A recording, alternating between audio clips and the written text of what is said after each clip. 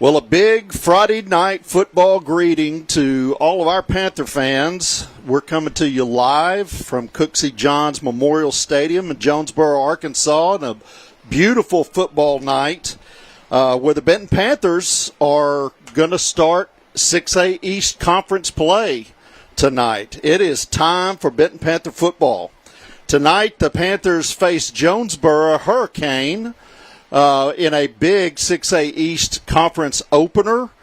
And tonight we're going to open up that conference play against a team, Dio, that is really looking good on the film. Yeah, Terry, the Jonesboro Hurricane have had a after moving up to 7A and now coming back into 6A, this is a team that has, last year in that game against Jonesboro, you saw the Panthers.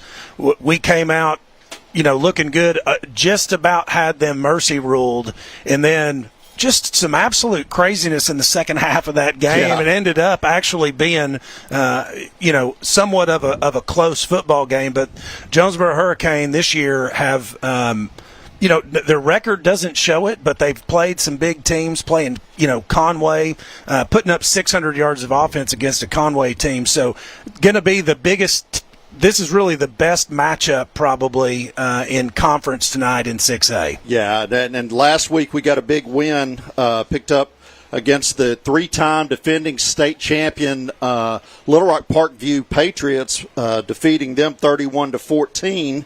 And, the big storyline, Dio, this year has been injuries. And we've got some tonight we'll talk about. There's a storyline that's kind of dominated our season for the Panthers. And in spite of that, the Panthers have still found a way to win. Well, tonight we've been hit by a bug, literally, as the voice of the Benton Panthers, our very own Jim Gardner, is sidelined by a bad virus.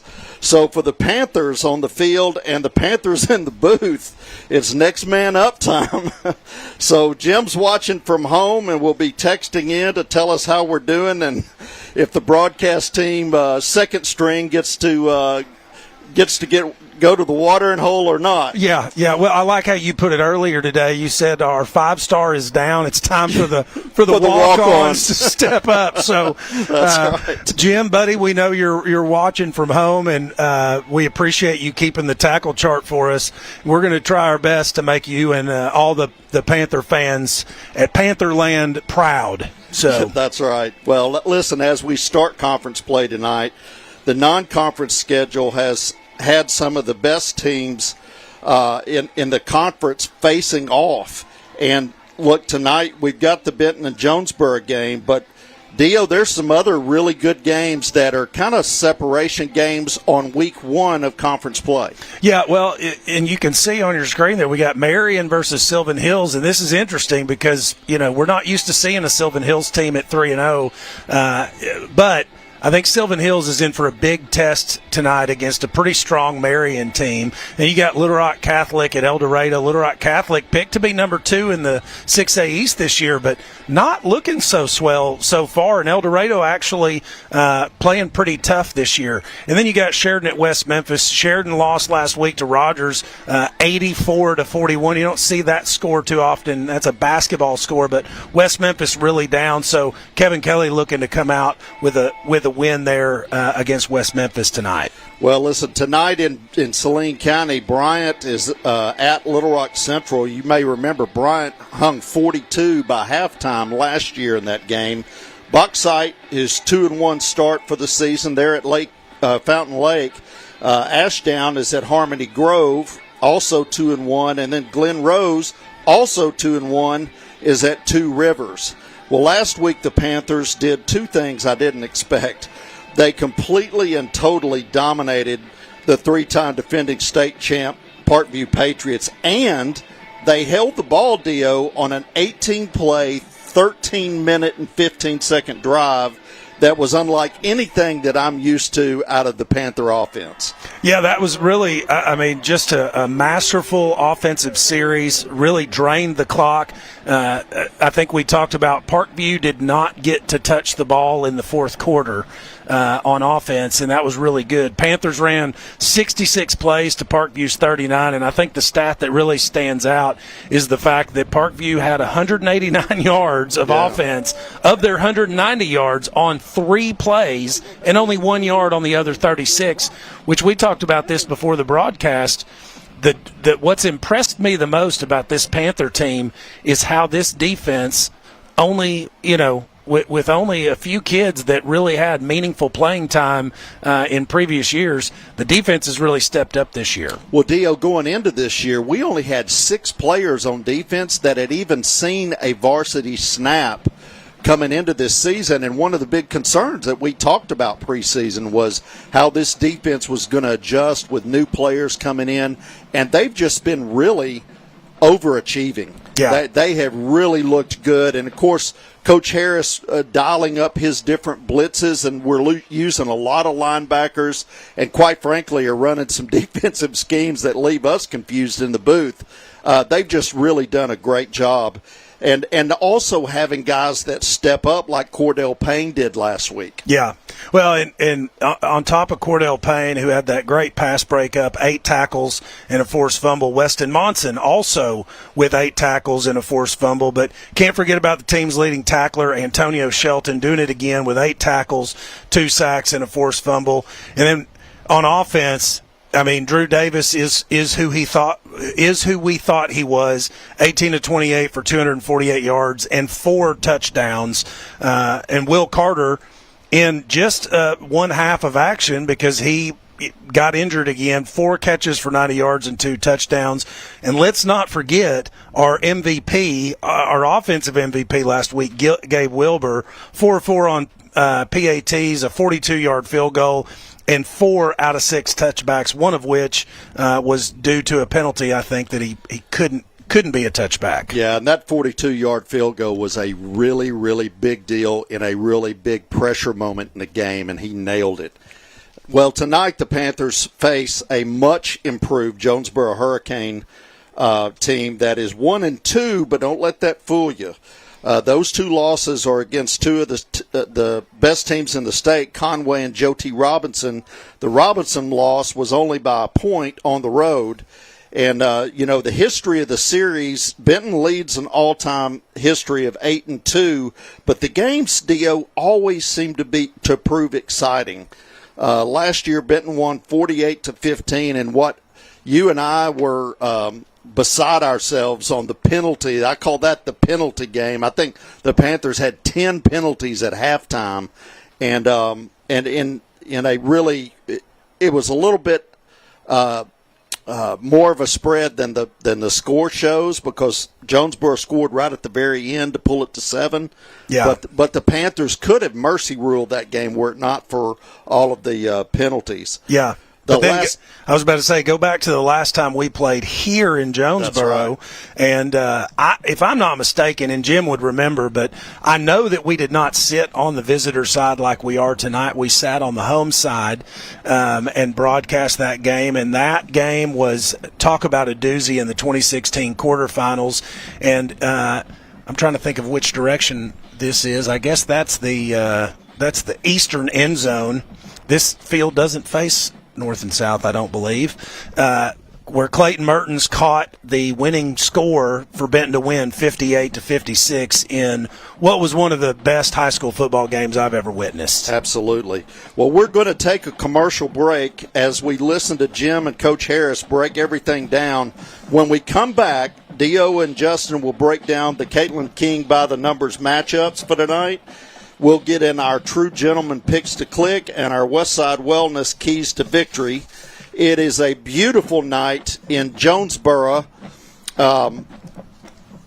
It's a beautiful night in Jonesboro, Arkansas for the Benton Panther football. We'll be right back with Coach Harris after a word from our sponsors. And tonight's broadcast of Benton Panther football is presented by the Everett Buick GMC and sponsored by Lost Pizza, Legends MVP, Hamilton Family Dentistry, Merchants and Farmers Bank, Jones Heating and Air, Alcoa Community Federal Credit Union, the Midtown Mechanical, Neo Home Loans, Black Corley Owens and Hughes, Solix Aesthetics, the City of Benton, Elliott Electric, Truman Ball Real Estate, Lane's Chicken Fingers, Allied Glass, First Security Bank, Riverside Grocery and Eatery, Jones Heating and Air, ACDI, True Gentleman and Boutique, Congo Fireplace and Patio, Edward Jones Agent, Caitlin King, and Westside Wellness. We'll be right back. The Everett difference means we treat everyone with respect and honesty. Our customers know firsthand how that feels. You are their main focus. They're all working toward the same common goal, which is providing exceptional customer experience. Everett has earned our trust. Everett always gives me the best deal. Always. Everett made it happen. That's the only place we will ever buy a car from, ever. We are grateful for the opportunity to serve. Discover the Everett difference for yourself. Panther fans, it's hard to beat Friday Night Football in Benton, Arkansas. Each year, our players, coaches, cheerleaders, dance team, and band work countless hours to achieve perfection on the field and become the pride of our hometown. My name is Brian Black, class of '89, and for many years our team at BCOH Architects has worked hard to make you proud of the town we live in. ACDI, the River Center, Boys and Girls Club, and Benton Event Center are some of our favorite projects. We want to make Benton shine, and we look forward to many more years serving you. Go Panthers! Hi, I'm Miranda Kirkendall, owner and advanced nurse injector here at Solix Aesthetics in the heart of downtown Benton. I've had the pleasure of serving our community for the last 4 years. At Solux, it's not about changing who you are, it's about making you feel comfortable and confident in your own skin with the results that look natural and true to you. Whether it's Botox, filler, or skin treatment, I focus on results that look fresh, natural, and unique. I'd love for you to stop by and see me at 149 South Market Street or give me a call at 501-249-4177. Elliott Electrical Incorporated is a proud supporter of Benton Panther football, owned and operated by proud residents of Saline County. Elliott Electrical Incorporated is licensed in 16 states and counting, specializing in new commercial electrical contracting. We bring decades of experience and dedication that has allowed us to serve many communities for over 40 years. Go Panthers! Now we turn the page. Non-conference is over. 6A East play begins at Jonesboro. Right. And I think you've got to be pleased, given the schedule you played, to come out of that 2-1. For sure. Last year we were a little concerned. When we lost Harding Academy and I picked up Parkview, I knew that was going to be a monster schedule for us, knowing Bryant, and then I knew North Little Rock was going to be better, and then picking up Parkview, that 3 athletic, physical teams, and I just didn't know how our team would hold up physically to that, because I knew we were going to be smaller and have to be based on speed and everything. But I really look back at it now, and I'm grateful and thankful that we picked up Parkview, because it tested us Friday night, and we're going to be ready for the 6A East Conference schedule, and Jonesboro is very similar in ways to Parkview, so we got to see Jonesboro last week. Big size, speed, athletes, stuff like that. So the guys know what to expect, and it's not a knock on Harding Academy, but if we go to Harding Academy and we beat them handily, and they're typically not as big, they're finessey. We needed to see that with the schedule that we're going to have, and the guys that we've got. These guys that we've got to play on defense, most of them are not guys that have got a lot of playing time, and the same thing with our offensive line and everything. So we needed that big physical team to play, and just real proud of coming out of it 2-1. I felt like we had a chance to come out of it 2-1, but I also knew that we could very easily be 1-2, and I'm not worried about coming out of it 1-2, because we've made runs coming out of conference 0-3 before and playing a state championship game. But I knew it would test our team and get us ready for conference play and make a run in the playoffs. So we go back to Jonesboro for the first time since 2016. Right. Your first year as head coach. Right. And I think one of the more memorable wins in your tenure, that quarterfinal game there against an undefeated Jonesboro team, 58-56. Just will never forget that ball game. Yeah, I tell you what, I look back at that, and I've watched that film a few times. My son Braden played on that team, and every now and then he'll pull that game and we'll watch it a little bit. And, man, when we went up there to play them, they were the 6A East Conference champions, and man, they looked like a college team. And, we walked out on the field, and I was thinking, man, they're big.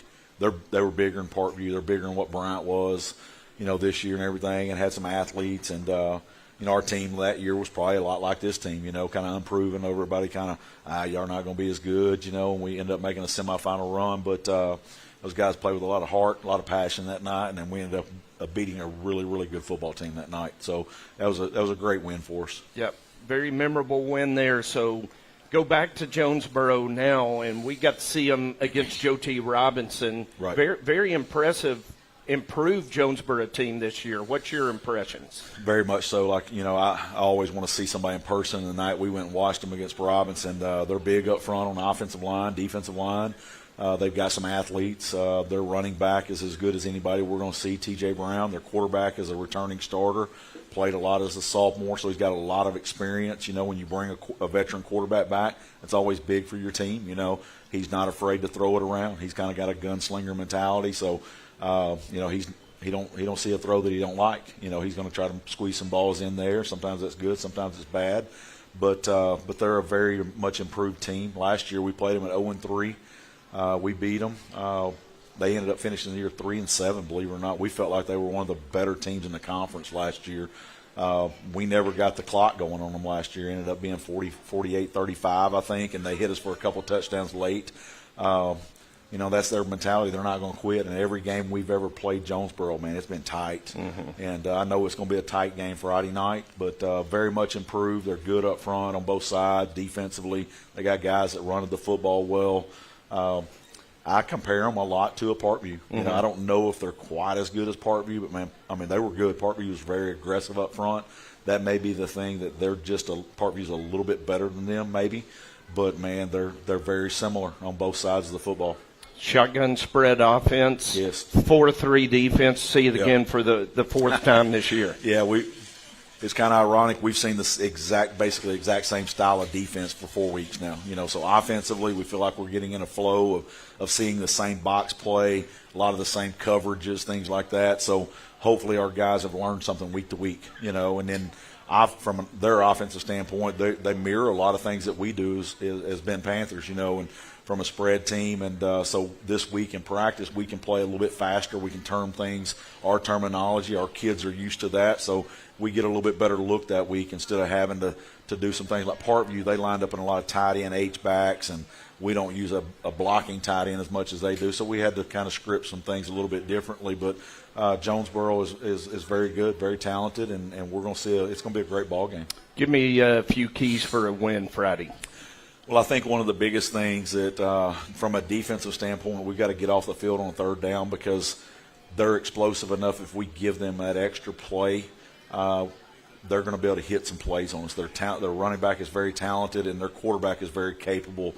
And that's the one thing that kind of bothers me a little bit about them. Not necessarily scared of it, but I'm concerned about that. Their receivers are not quite as big as the guys we've seen, but very athletic guys. Our DBs are going to match up with them size-wise better, but they can all run. They can all run and play. So we need to be able to get off the field just like we did against Parkview early in the game, get the ball back to the offense. So I think that's a big key for us. Don't let them extend drives. And then offensively, I think we just got to pick up and keep doing what we're doing. We're doing a great job of getting the ball in space to our receivers.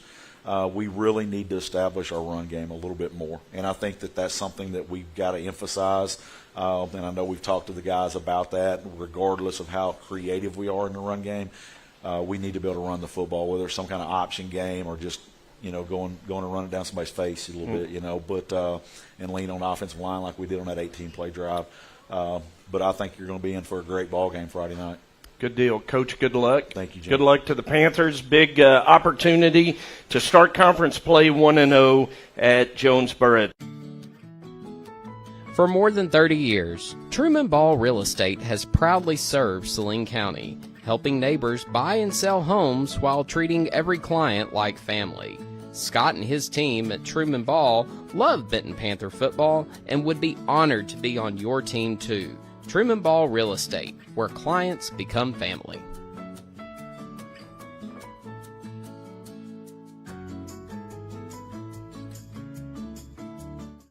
Tonight's game is fueled by Lane's Chicken Fingers, your local spot for crispy hand-breaded chicken, house-made sauces, and hand-spun milkshakes. Lanes has been serving up finger-licking greatness since 1994 and is now proud to call Benton home. Whether you're celebrating a win or feeding the team, Lanes is just around the corner. Visit us today at 2110 Highway 5 North, right behind Kroger in Benton.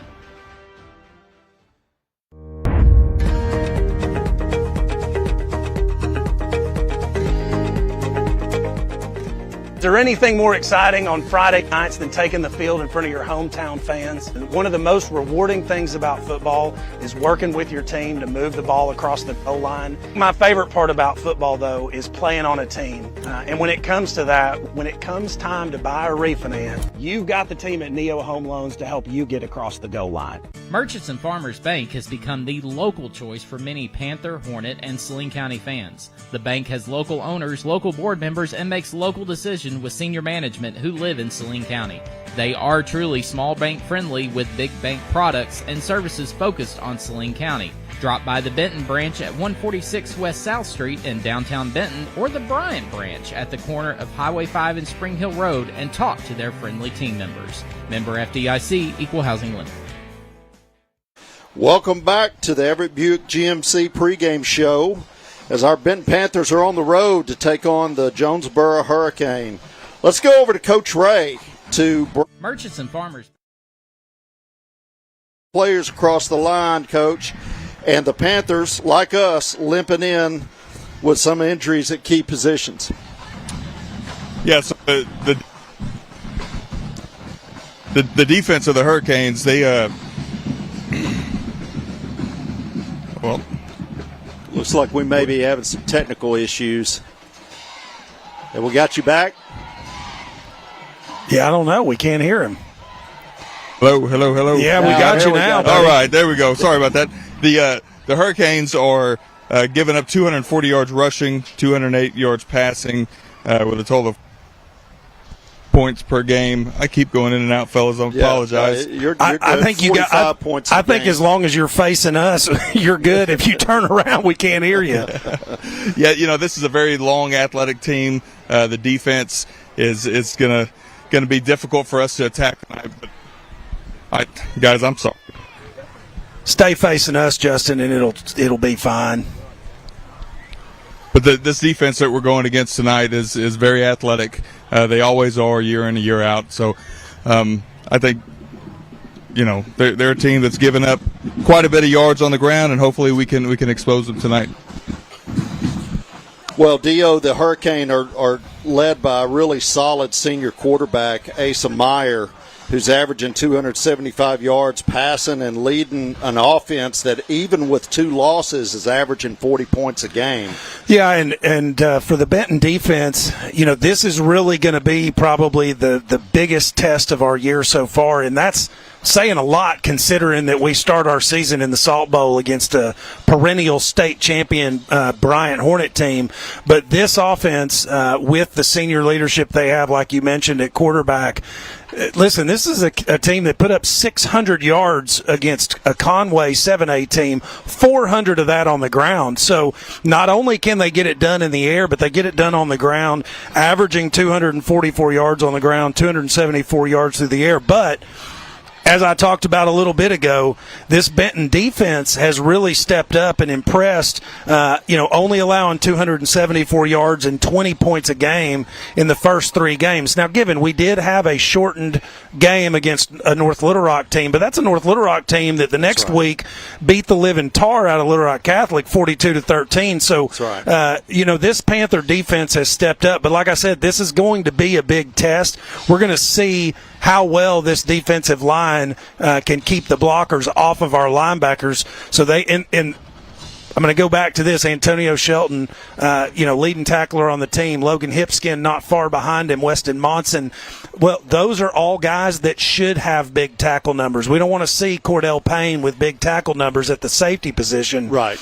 And so I want to see that this defensive line can continue to do a good job. And we don't give them a lot of credit because we don't get to call their name a ton.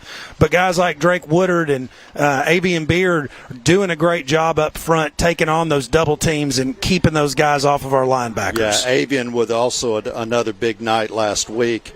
Well, this weekend, Panther Athletics, how about the boys golf team? Won the 5A South Conference Championship this week by 20 strokes. Swept the top 5 finishers, and all were named all-conference. Paxton Lane shooting a 67, Joe Duke a 71, Madden Landers a 74, and Connor Campbell and Gage Williams a 76. I ain't playing golf with them. I'm not playing golf I'm going to tell you that right now. The girls finished as the 5A South Conference runner-up. And we had Dylan Adams and Riley Hawkins shooting an 86. Both were named all-conference DO. Sophie Farmer shooting a 96, and Ellie Lehman shooting a 107. The girls' golf team will compete in the state title in Jonesboro. The boys compete for the state title on October the 8th. The girls' volleyball team lost to Brooklyn in a fight. Sarah Stamps led with 7 kills and 4 double blocks. The JV team, though, won in two sets against them. Volleyball is 9-3 overall and 7-0 in conference play. Ella Williams and Aubrey Strickland had a block and a half each, and one ace. Vivian Hope had 10 kills, 1 ace, 9 assists. And Aubrey Stickling had 2.5 blocks. The JV also won in 2. That was against Hot Springs. In football, the junior varsity won 42-14 over Lakeside Monday. The 8th grade played Lake Hamilton, lost 21-32, and the freshmen lost to Lake Hamilton 34-0. Justin, have you got a 7th grade update for us? I do, Terry. They're 3-0 on the year. I'll tell you the most impressive thing about this team. I'd really encourage everybody to come watch them. They have 2 teams, right? We usually play 2 full games, and both teams are extremely, extremely talented. Both teams won last week. We played Lakeside at Lakeside. They did a Lakeside thing, and they tried to hold on to the ball the entire time. The first game, I think there was 10 offensive plays and 35 points scored by the Benton Panthers, and then very much the same on the second game. This week, they're traveling, or at the end of this week, Monday, they're going to Conway to play 2 different Conway teams at Conway. So, well, guys, it's time for our pick to click. And Justin, while we got you, let's tell me who you got. So my pick to click offensively is Poot. Carson Collett, he is back. This is going to be the first game that he's back this year. I'm extremely excited and blessed to see him back on the field. He is a spark plug and is somebody that can score anytime he touches the rock, so I'm excited to see him do that tonight. Defensively, I got Connor Stevens. He's a senior that has been waiting his turn for a long time, and I'm excited to see him get after the quarterback tonight. I think he's going to disrupt a lot of the run game in the backfield before that running back gets 2 feet on the ground. Dio, who you got?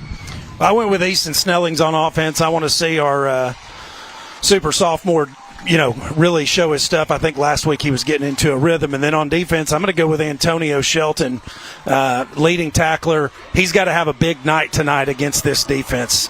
Well, I picked Drew Davis because I knew that's what Freddie would want, and also went with Weston Monson, our tackle leader. He's just been a monster on defense, and I'm excited for his game tonight.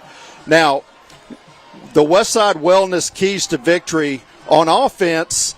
Who you got, or what's your key to victory, Justin? Yeah, guys, my key to victory is first down efficiency. I think the last 3 games we played, we've had explosive plays and we've scored on those drives. The drives that we've stalled out on are drives that, on first down, we're either getting penalties or getting a negative play on first down.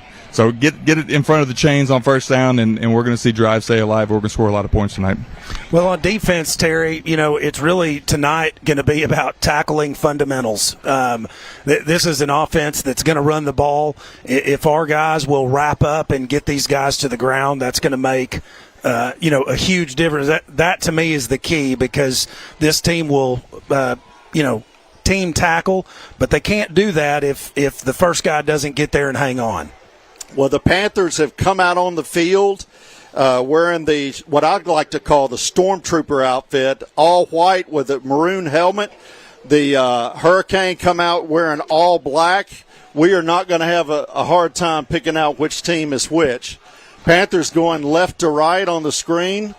Well, now hold up, Terry. We didn't get your team key to victory. What's the overall key? Based on last year's game, the overall key is play clean with no turnovers and, for God's sakes, no avoid penalties. Yeah, well, as Benton gets set to receive the opening kickoff, it's a great. It is an absolutely beautiful night for high school football. Yeah. Let me just say that. I don't know what the temperature is, but it's just about perfect. Yeah, that's an unbelievable night. Soon as we get the kick, we will tell you who our starters are. Kick is a pooch kick. It's going to go out of bounds. Nope, Snelling's got it. Did Snelling's get it? He fair caught it. We have a light issue in the booth. Let's just turn that light off. I agree. Turn that off, thanks. Perfect. Now we can see. That is like enormously better. So the Panthers will take offense. Madison Hurd, Jonathan Bianchi, Caleb Johnson, Barrett Petit, and Garrett Pilkington will man the front, and we'll get the rest of the starters after this play. Drew Davis in the back. Gunner goes in motion. Snap is to Drew. He looks downfield. He finds a wide open Carson Collett. Collett is all the way down to the 2-yard line on the first play of the game. Dio, almost the same play that we saw to Will Carter last week. And Poot takes. Merchants and Farmers Bank has become the local.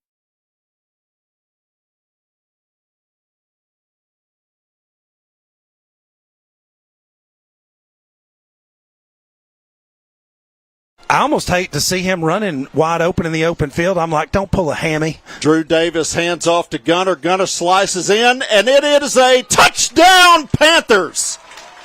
Well, 2 plays all the way. 2 plays, 22 seconds? 2 plays, 22 seconds. And 12 seconds. 12 seconds, and the Panthers have a 6-0 lead.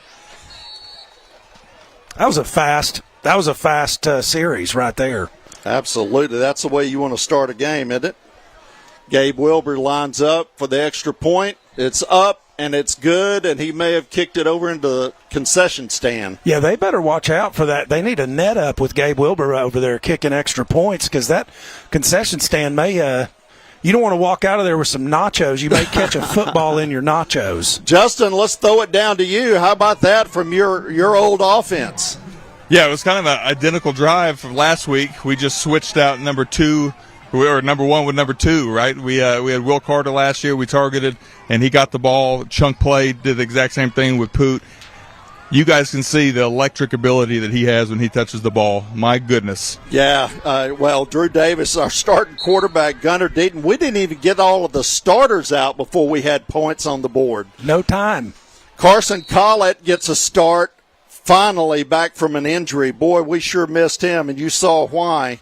Easton Snellings and Corey Anderson are the other wide receivers, and then John Curtis Barger, who's been our leading receiver this year, lines up as the hybrid tight end wide receiver.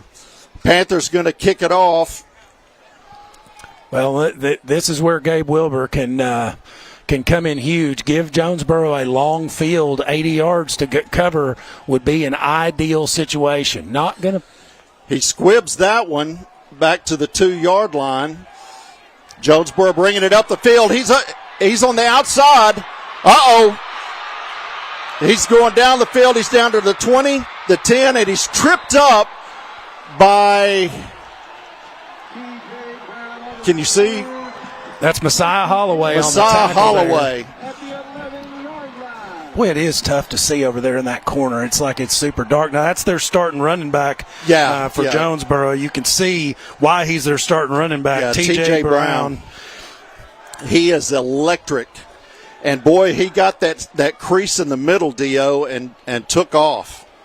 Yeah, but Messiah Holloway hanging with him gets him on a shoestring right here. Now we got to see if the defense can step up. But you see how important those touchbacks are going to be. Oh, yeah. We can't allow that the rest of this game. We had 4 of 6 last week, and this one didn't quite make it. And that is a really key to the deal. Asa Meyer lines up in the backfield with Brown next to him. Handoff up the middle. Big scrum in the middle of the line. Good luck, Jim Gardner, in figuring out the tackle chart on that one. But the Panthers hold them to about a 1-yard gain. It'll be 2nd and 9 from the 10. Looked like Antonio Shelton there on the tackle. So we've got Drake Woodard starting at one of the defensive end positions. Avian Beard is starting at nose. You've got Connor Stevens at the jack linebacker spot. Weston Monson, Bryson Mattia, and Antonio Shelton in the linebacking core, and we'll get to the rest of these guys after this play. Snap is to Meyer. He throws deep. That's an intercepted, but there's a flag that comes out. Yeah, guys, it looks like defensive hold. It's going to come back. Justin thinks we got a defensive hold, and that'll line it up. That'll be half the distance, which will give them 1st and goal inside the 10. Half the distance of the goal will remain 2nd down. Oh, half the distance goal remains 2nd down. So other starters on defense, Logan Hipskin, Austin Hill, Trey Stewart, Messiah Holloway, and Cordell Payne. That was Cordell that you saw with the interception that was overturned by the penalty. Handoff goes to Brown, and, boy, he is met by an entire group of those defenders and let go of the ball, Dio, but they said his knee was down. Yeah, well, I think they actually – if his knee wasn't down, they had blown the whistle before the ball came out, it looked like to me. So we got 3rd and 5, ball on the 6-yard line, so they can get a first down here at the 1. But let's just get a negative play here, defense. The pass is tipped at the line of scrimmage. Was that Mattia that got a hand on that? Yeah, it was.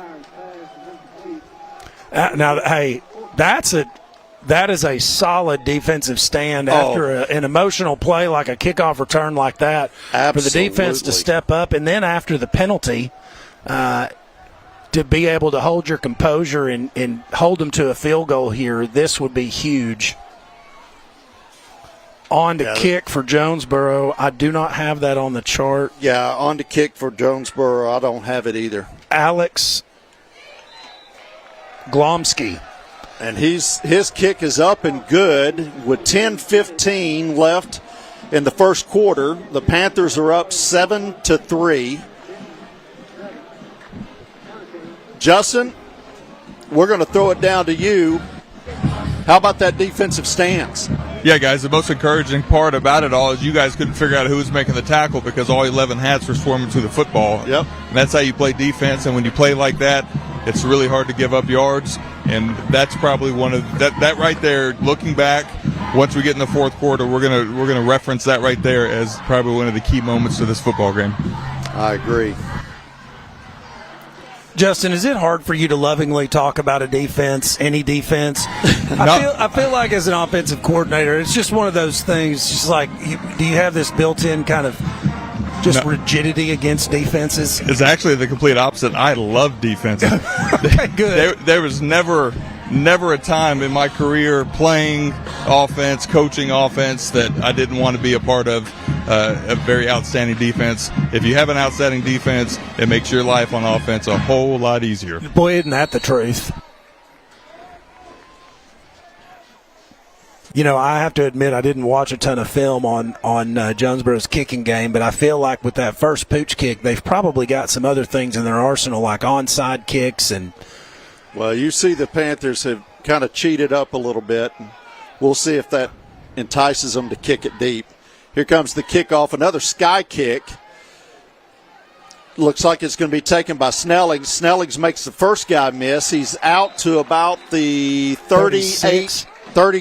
No, that is the 38. 37. I can't. Yeah, 37-38. It's on the far side of the field, and it looks like the 38-yard line. The Panthers will have it 1st and 10 at their 38-yard line with 10:07 to play in the first quarter. Drew Davis is back in the shotgun. Got a bunch formation on the near side. It's an official timeout. Uh-oh. Got a problem with the they got the chains tangled over here. Uh-oh.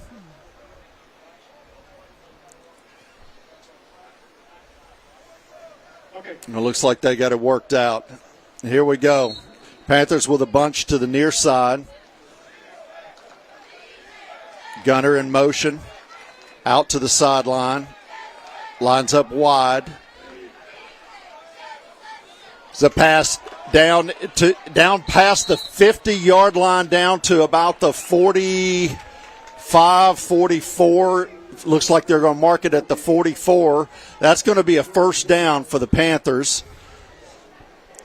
Who's that, John Curtis? Yep. John Curtis Barger on the reception. Now, Justin, quick question. When they do that motion out like that, are they checking to see if the defense is in man, or what are they doing with that? Is that just eye candy? No, so what they're actually doing is they're creating a bubble in the defense. So when you motion the running back out, now you have to you're influencing the safety, sometimes the outside linebacker or the corner, because the responsibility of the corner pre-snap, pre-motion is going to be the outside receiver. So everybody's responsibility is changing, and most of the time that clears the flats out. Well, there you go. In the meantime, Drew Davis passes out to Collett for a first down. Panthers have it 1st and 10 on the 32. Collett comes in motion.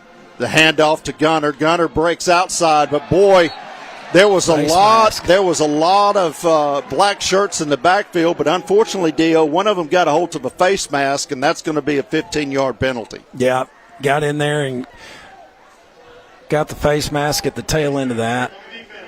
We'll take it. Yeah, that would have been about a 5-yard loss, but it's going to wind up being a 15-yard penalty and an automatic first down. Guys, one thing I'm seeing every time we motion, the safeties are having to rock and rotate. So I'm anticipating Coach Harris dialing something up to scheme with that safety movement, maybe something up the hatch or in the middle of the field. Davis is in the backfield. Looks over to the sidelines for instruction. Maybe it's that instruction that you're talking about, Justin. Panthers reset. 1st and 10 on the 17. Davis back to pass.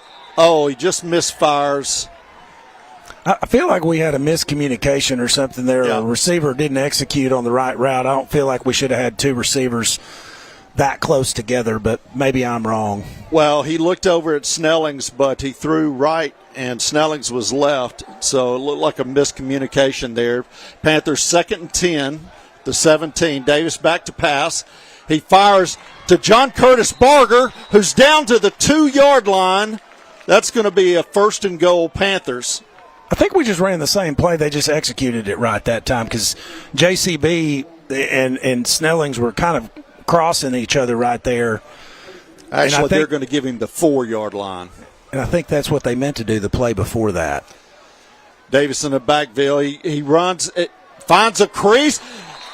Drew Davis, touchdown Panthers. Dio, he found a little crease right in the middle of the line and just slipped in for an easy touchdown. Yeah, I like that. I like that play. You get the +1 in the backfield when you got a running quarterback, and that was a QB run all the way. The offensive line did a fantastic job just opening up a lane for him. Gabe Wilbur up for the extra point. Nails it. Panthers up 14-3 with 8 minutes and 49 seconds left. Boy, what a great way to start offensively. Justin? Yeah, guys, I don't think we can highlight this kid enough for what he's done, but John Curtis Barger, he's a senior. He's been waiting his turn, and with all the injuries that have taken place, he has been kind of the guy that's the glue that's holding everything together. We can talk about Drew Davis. He's by far the leader of this team, and he's the engine that makes this go. But the route and everything that happened down there, the key to that drive right there was the route and the catch by John Curtis Barger. Yeah, that play was, or that drive was 4 plays, 2 plays to 62 yards, 4 plays on 5 yards for a total of 1 minute and 18 seconds. Caitlin King scoring drive, 5 plays, 62 yards, 1 minute and 18 seconds. There we go. There's Gabe. the kickoff, and boy, he didn't miss that one, did he? No. He kicked that one out of the end zone. There was no doubt about where that ball was going. Well, it's a good idea. We want to keep the ball out of number 1's hands. I mean, T.J. Brown does not need to get another kickoff return as far as I'm concerned. So you could see it seemed like Gabe was a little motivated on that kick. Yeah, Gabe left no doubt on that one. Well, and that's a really good example of how important a kicker on kickoffs is. Like, you don't realize how important it is, but when you see a 70-yard kickoff return, you see the importance of it. You've got Brown coming in motion. They're setting up a screen, and boy, that was absolutely read perfectly. Messiah Holloway just stepping up, knew exactly what was coming, and really the receiver did not do a very good job of blocking him because Messiah just was already right there. And that's T.J. Brown. That's their running back coming out in motion to try to pick that receiver up on the block. But he might be a good running back. He's not a great blocker. At least not on that play. No. Meyer is back. He throws the deep ball. He's got a receiver open, but, oh, wow, they're going to call him. Well, he never turned back, though, Dio. And, I know. That's he knows he did it because he knows he was burned, and so he just put his head down and thought 15 is better than a touchdown. I will tell you this, though, with his hands up in the air, if he doesn't make contact, that ball still hits him in the back. Yeah. Well, that's one of those that 15's better than 6 in a case like that. But first off, don't get beat. Second, just turn your head and put a hand up. Now, Myers struggled with a little bit with accuracy. He's only 54% completion on the year. So wide receiver in motion. The handoff is to Brown. Brown gets met by several Panthers right at the line of scrimmage. He's going to get out to about the 35-yard line. That'll leave a 2nd and 7 with 7 minutes and 58 seconds to play.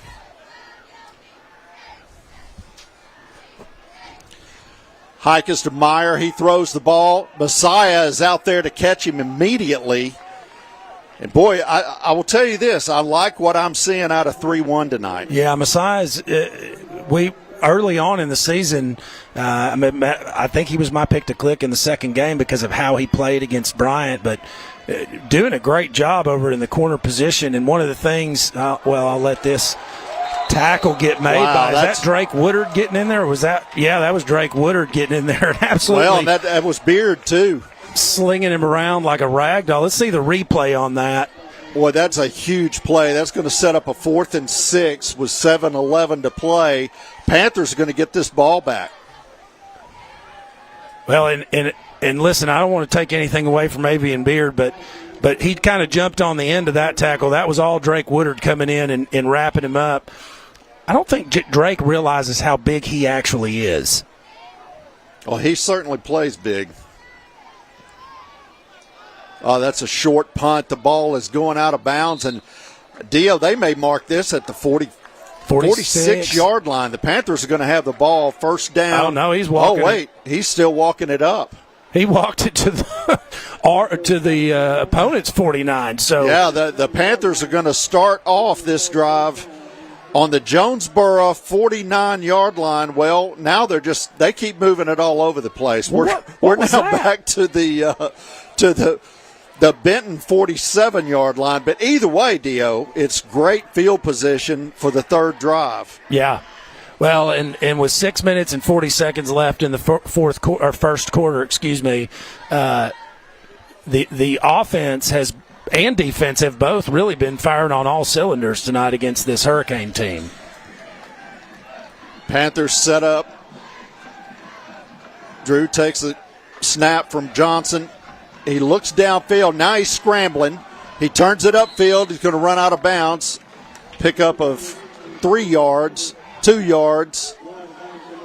Panthers will set up 2nd and 8 with 6:33 to play. Yeah, guys, that was one of my keys to the game, right? Stay in front of the chains, and he did that. That was a very high-level quarterback play on his part, not taking a sack, not throwing something away, but trying to find something positive, and he did. Panthers are set now. Davis in the backfield. Murdoch joining him. Ooh, I don't like that pitch. Oh, Murdoch's loose. He's down across the 40. Down to about the 36-yard line. That's going to be another first down for the Panthers. Boy, that pitch was a little bit scary. Yeah, I wasn't a fan of that pitch necessarily. It almost got away from him right there. Yeah, so guys, the delayed pitch, it looked like that was a power read with a pitch option right there. So That's why it was delayed and looked funky. I was more worried about how high it was. Me too. I clinched a little bit. It brings back shades of my senior year in my first play against Pulaski Academy when the pitch went over my head and I caught it behind my helmet. Try getting the ball around your head. Davis in the gun. Oh, they've got a. Oh goodness, that's that may be a problem. There are players all over the field. Well. The ball got away from Davis. It is a huge loss. The Panthers got back on the football. There was a fumble, and I think that there's a flag out as well. How in the world did the Panthers get that football And it back? was Drew Davis that got it back, Terry. That's what's amazing to me. So we've got first in a Uber ride or whatever y'all said last week. Let's put it this way: it's first in Benton. Second down. It's second down, and it's second down in Sardis. Is how far it is. And yes, I realize we're in Jonesboro. This is a long way away. It is a very long way. 2nd and 47 to be exact.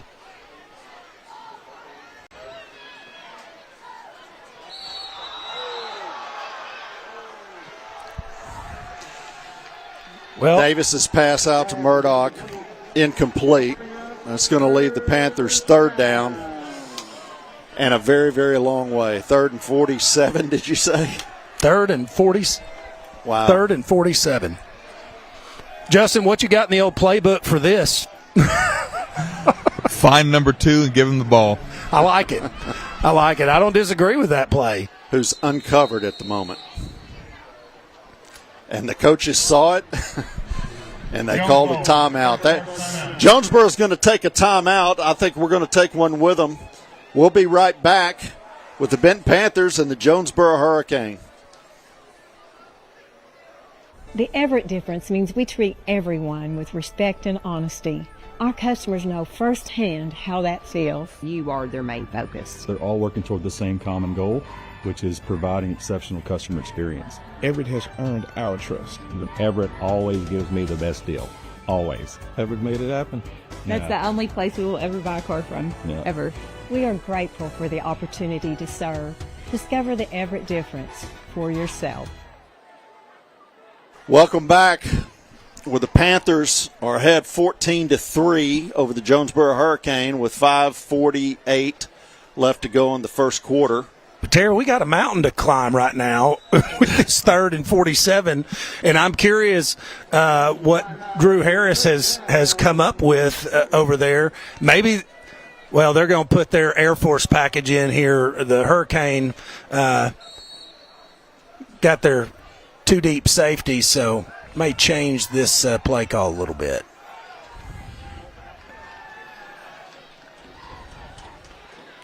Yeah, that's a good play by Drew. Davis rolled out. He didn't have anybody open, so he just tucked the ball and ran up. Panthers are going to have to punt on a 4th down and a lot. That's one of those where you're lucky to just get out of this possession. Yeah, quite seriously, because when you saw that fumble and there were no white jerseys anywhere around, I mean, that could have easily been 6 points for the Hurricane. Yeah, there's a flag. Yeah, they had to throw that one. That's going to be a block in the back. Well, you don't see Logan Hipskin was downfield and just about made the tackle. You don't see him miss too many of those, but just couldn't get a grip on the return man. But flag is going to bring it back with the block in the back. Yeah, you had Clarence Mutcherson, who's the starting free safety, was back on that punt coverage and our punt return. He had a good return, but a penalty is going to bring it back. So Jonesboro will start 1st and 10. Ball looks to be on the, 36? Is that where they're going to spot it? I think it is. Yeah, ball 1st and 10 on the 36. With the Panthers up 14-3. 5 minutes left to go in the first quarter. Motion to the far side. Meyer throws it up. Good defense. Oh, wow. That is how you play the game right there. AP Lewis coming up big, finding the ball and going for the ball. There's no chance of that being a penalty. Justin, you had to be impressed with that. You were right there. Yeah, guys, one of the hardest things to do playing defense is when you're covering somebody man-to-man, getting your head around. It's the most uncomfortable feeling in the entire world, and he just did that at a very high level for a sophomore. Yeah, and he did that against the best receiver that Jonesboro has. Myers back to pass. He throws the ball deep, and that's going to be another pass interference on the Panthers. They had contact downfield. He had his head around, but ran into the receiver, and they're going to call that every time, Dio. Yeah, Major Holloway he was with him, but he didn't adjust to the receiver adjusting to the ball, and that's one of those where when you've got your eyes on the ball, you got to go for the ball, and incidental contact with the man, if you're going for the ball, is probably not going to get called, but when it looks like that, it is. Oh, Panthers are going to give them 5 more. You love the aggression, but free yards right now. The Panthers in 2 plays have given them 20. And now Jonesboro is going to have the ball 1st and 5 at the Panther 44-yard line.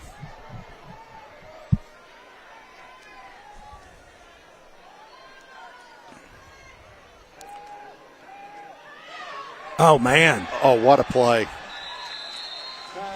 So Myers throws a quick slant. Yeah, AP. Over to Cam Davis, who's their top receiver, and boy, what a catch he made. AP had great coverage. He really did. That was impressive. Myers is back. He tucks and runs. Myers averages about 5 carries a game. Probably when the offensive line breaks down. The Panthers were ready for him, though, and they hold him to a minimal gain. It'll be 2nd and 9.5. Well, the defensive line did a good job on that of corralling. That was all 3 defensive linemen in on that tackle. Oh, but boy, we have an aggression challenge of our own as the Panthers jump off sides again. Again, you like the aggression, but we're hurting ourselves right now. That's 3 penalties in the last 5 plays. So the Hurricane will have a 2nd and 5. Myers looks over to the sidelines, changes the play. Give is to Brown. Oh, what a great play. Monson. Right there at the line of scrimmage by Weston Monson. Well, his offensive linemen were trying to plow him a hole, but it just held him up long enough, and Weston Monson came around that corner, and you're not going to deny him when he's got a bead on you. How about the job being done right now by Beard? It's a 3rd and a long 4 for that Panther defense to hold. Myers throws right over the middle. He's got a wide open receiver, and that's touchdown Jonesboro. Yeah, it looks like A.P. Lewis kind of got caught. And I don't know if we were in a man coverage. I was paying more attention to the defensive line than anything. But well, candidly, I was watching Brown out of the backfield. I don't think that was A.P. Lewis's man because it looked like we were in a zone coverage right there. Justin, what you can probably tell us. Yeah, I didn't have a very good vantage point of that. Somebody walked in front of me, but it did seem like A.P. Lewis may have busted the coverage. Jonesboro kick is up. There's a flag on the play. Well, let's see what it is. Jonesboro definitely thinks they ran into the kicker. Snapper. So roughing the snapper? Yeah. That's what he said. Well, there's always something new at Benton Panther football, and roughing the snapper was called. They'll enforce that on the kickoff. The Panthers still lead 14-10 with 3 minutes and 14 seconds. Justin, what happened on that coverage?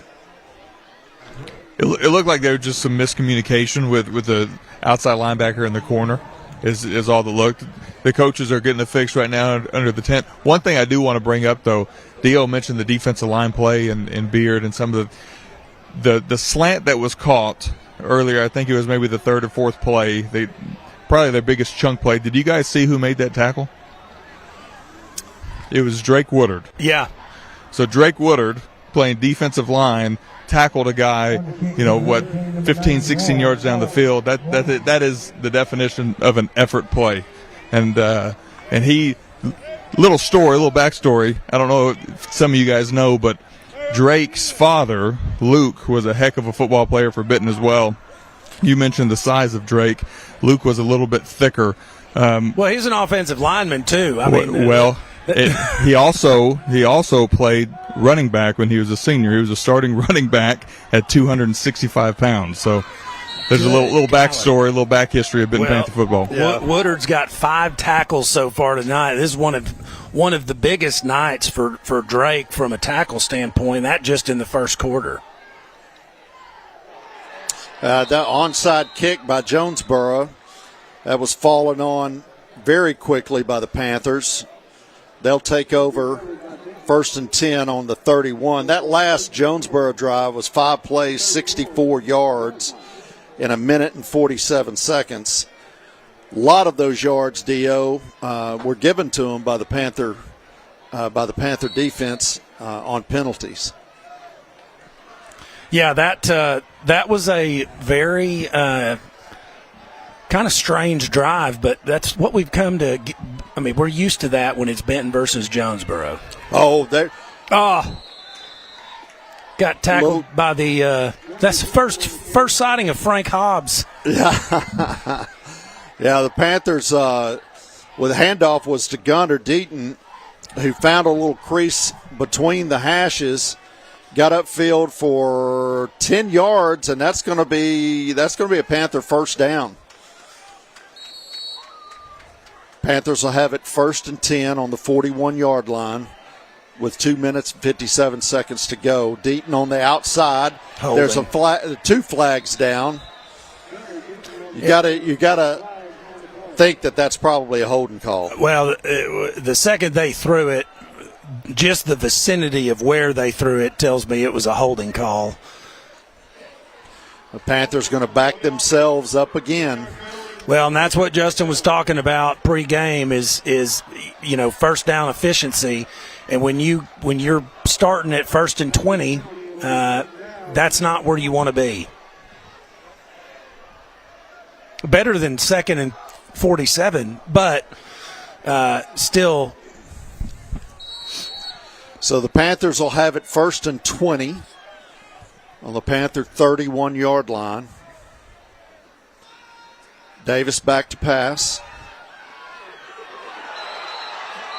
And now we've got another flag. Incomplete pass. What was the flag for? I don't know if they're going to call a receiver down or holding defense. So the Panthers are going to get some back. Yeah, it goes right back now. It's 1st and 10 again. 2 minutes and 37 seconds left in the first quarter. Panthers are back to 1st and 10 on the, looks like the 41-yard line here. Well, we'll just do it over. Redo. Johnson snaps to Davis. Davis has got a wide open receiver. Corey Anderson catching that one. Going to move the sticks again. Looks like they're going to mark him right at the 45. Looks like the Panthers will have it 1st and 10 at the 45, at the Jonesboro 45 with 2:20 to play in the first quarter.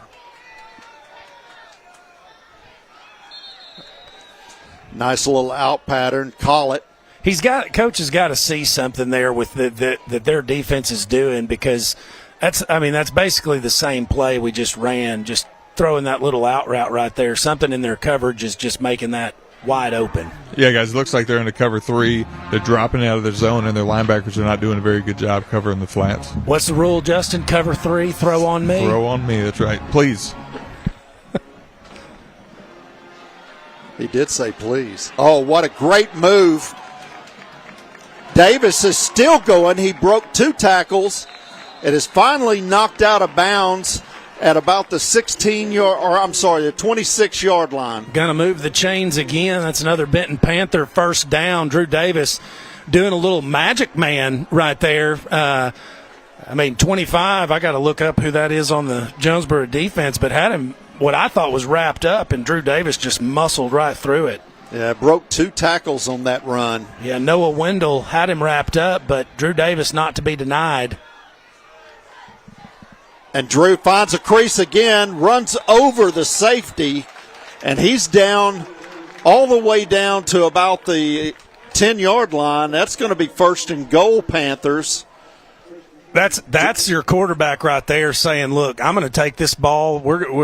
I don't like this behind the sticks. This all these penalties. Just give me the ball, coach, and let me put it in the end zone." Well, he's certainly working on that.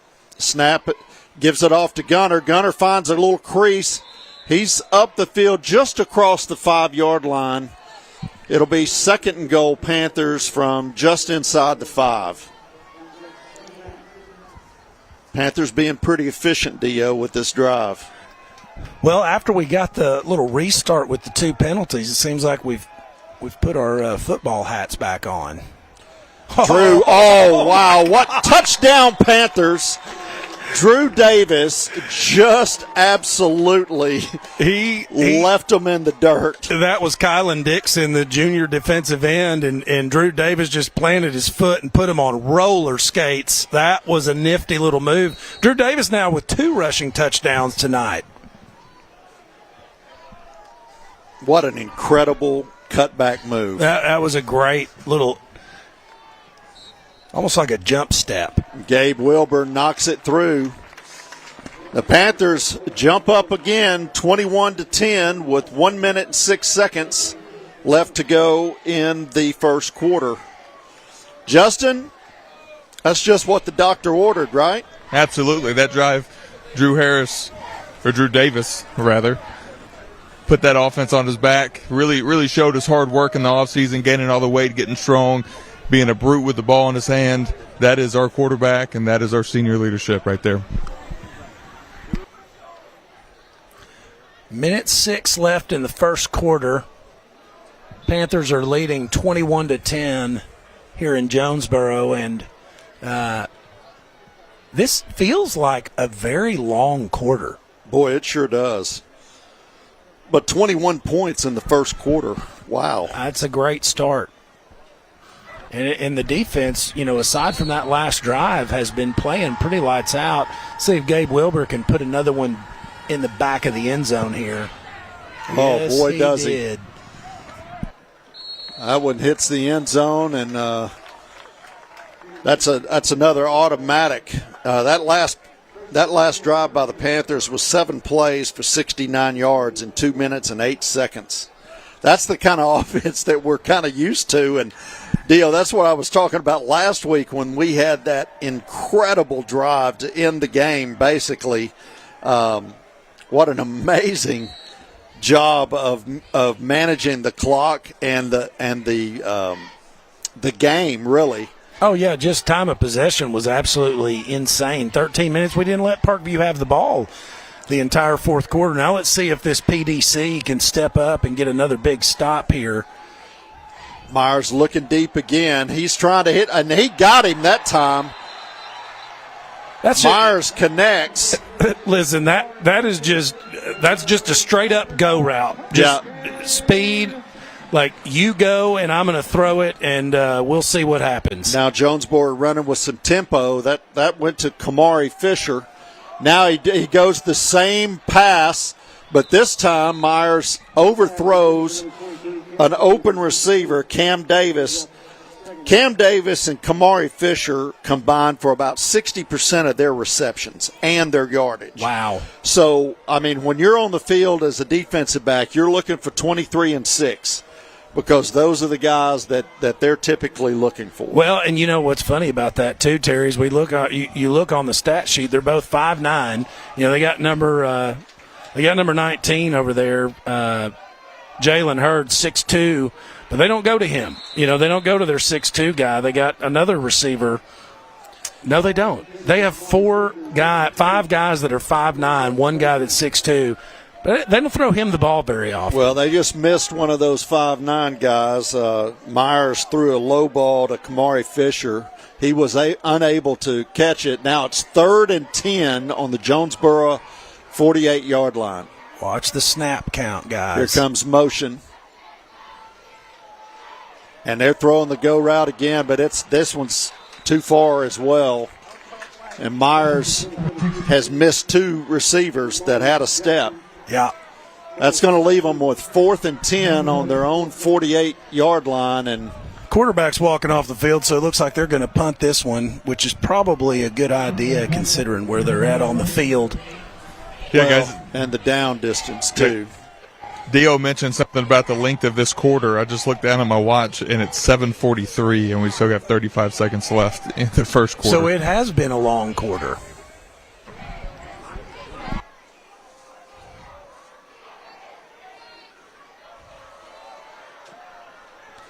Punts away. It got awfully close to a Benton Panther. Fortunately, did not touch him.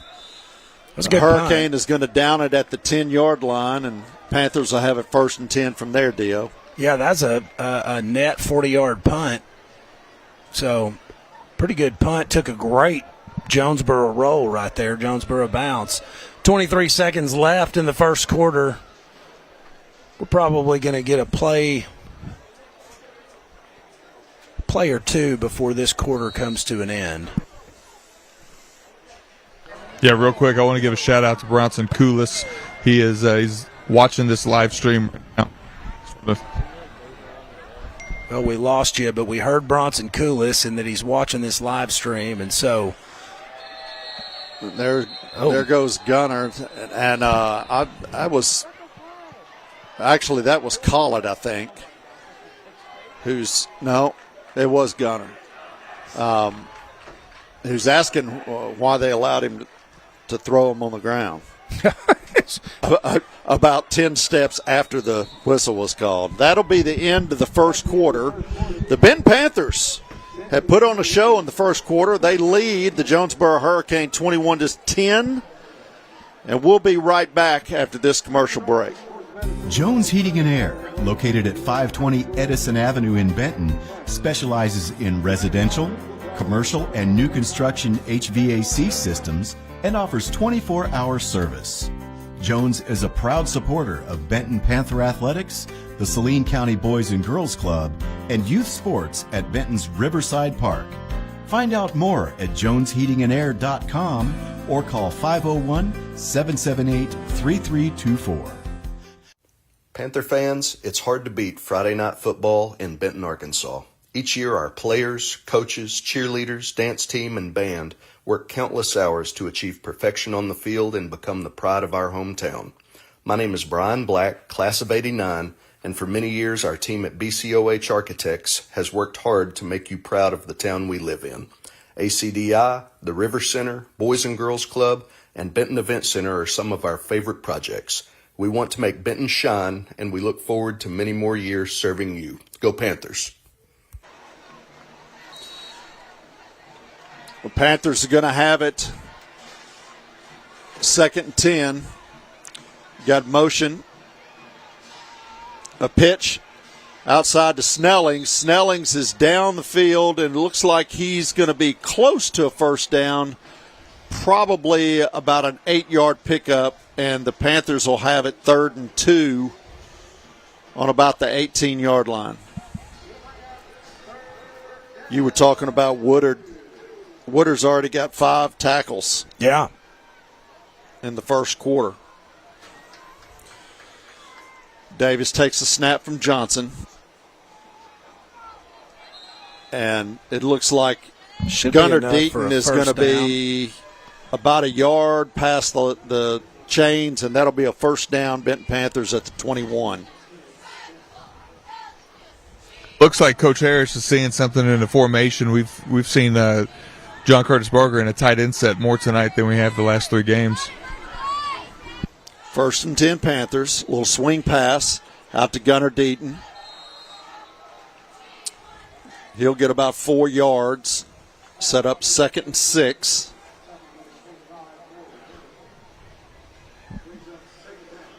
Second and 6 Panthers at the 24.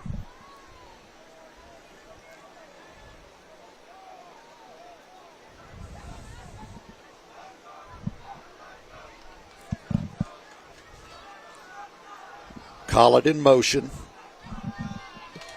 Boy, they spotted John Curtis Barger in the seam there. Dio, he's down all the way to about the 42-yard line. That's going to be another Benton Panther first down. Well, and Justin, what's the answer to that from a defensive perspective? Do they pull a safety down or hold a safety shallow if you start burning them with the tight end?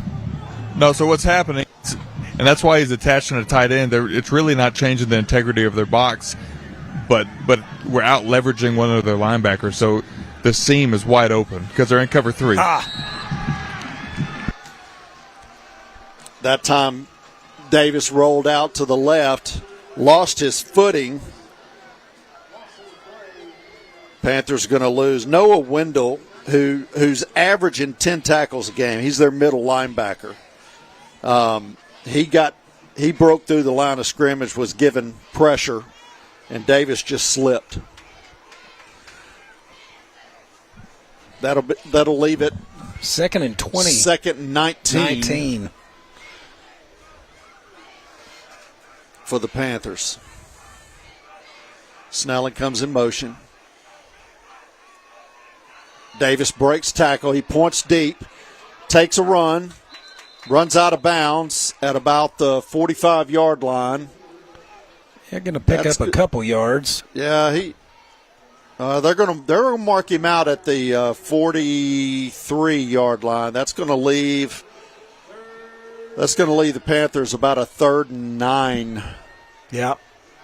Hey, better than 3rd and 19. We'll take it. That was a heads-up play. That was a heads-up play by Drew Davis, being able to escape that pressure. The pocket kind of collapsed on him there, and just able to really show some wheels. Kind of impressed with Drew.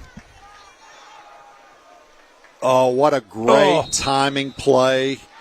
Just a little bit outside. Yep, just a little bit outside. Good job. I was needing my super sophomore to get a catch there. Timing just wasn't quite on. Yeah, the timing was a little bit off. You can tell they haven't gotten a lot of reps in with each other, but the throw and the route, everything was good. The timing was just off.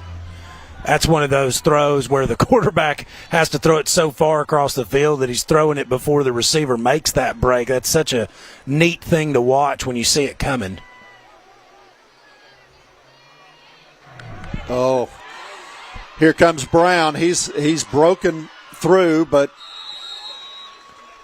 he slowed up at about the 35, and he's going to go out of bounds at about the 37, 38. Aiden Bateman able to get in there and chop his legs out from under him, and boy, he's dangerous when he's got the ball in the open field. Hadn't really been able to do much damage out of the backfield tonight, but boy, on the special teams, he's you don't want to see that guy at full speed in the open field. No, guys, and I'm going to take full responsibility for this. Our special teams play today. Last week I pumped up Coach Hammonds. I think he got a big head, so we're going to have to talk to him at halftime. Well, you know what? You do that. You're a former colleague. I feel like you can connect with him. You talk to him on his level, Justin.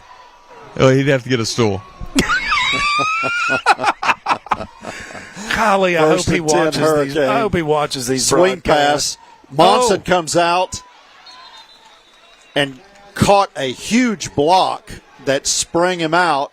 Well, A.P. Lewis got a little bit dinged up on that play. He's looking to come out. There was a collision right there. They're gonna get the Panthers took a timeout. Coach Harris took a timeout. He had AP coming off the field. Jonesboro went into a quick snap and snapped the ball. Well, and Coach Harris is telling him, look, if you're hurt, go down. They can't snap the ball if you're down. They got to blow that dead. He was just telling AP, and that's just a football IQ thing. That's one right. of the deals when you're a sophomore. You've probably not had that happen yet. That's right. So AP comes on the sidelines. I didn't see who ran out for the Panthers. Trey Stewart came out to replace him. Back in. Yeah.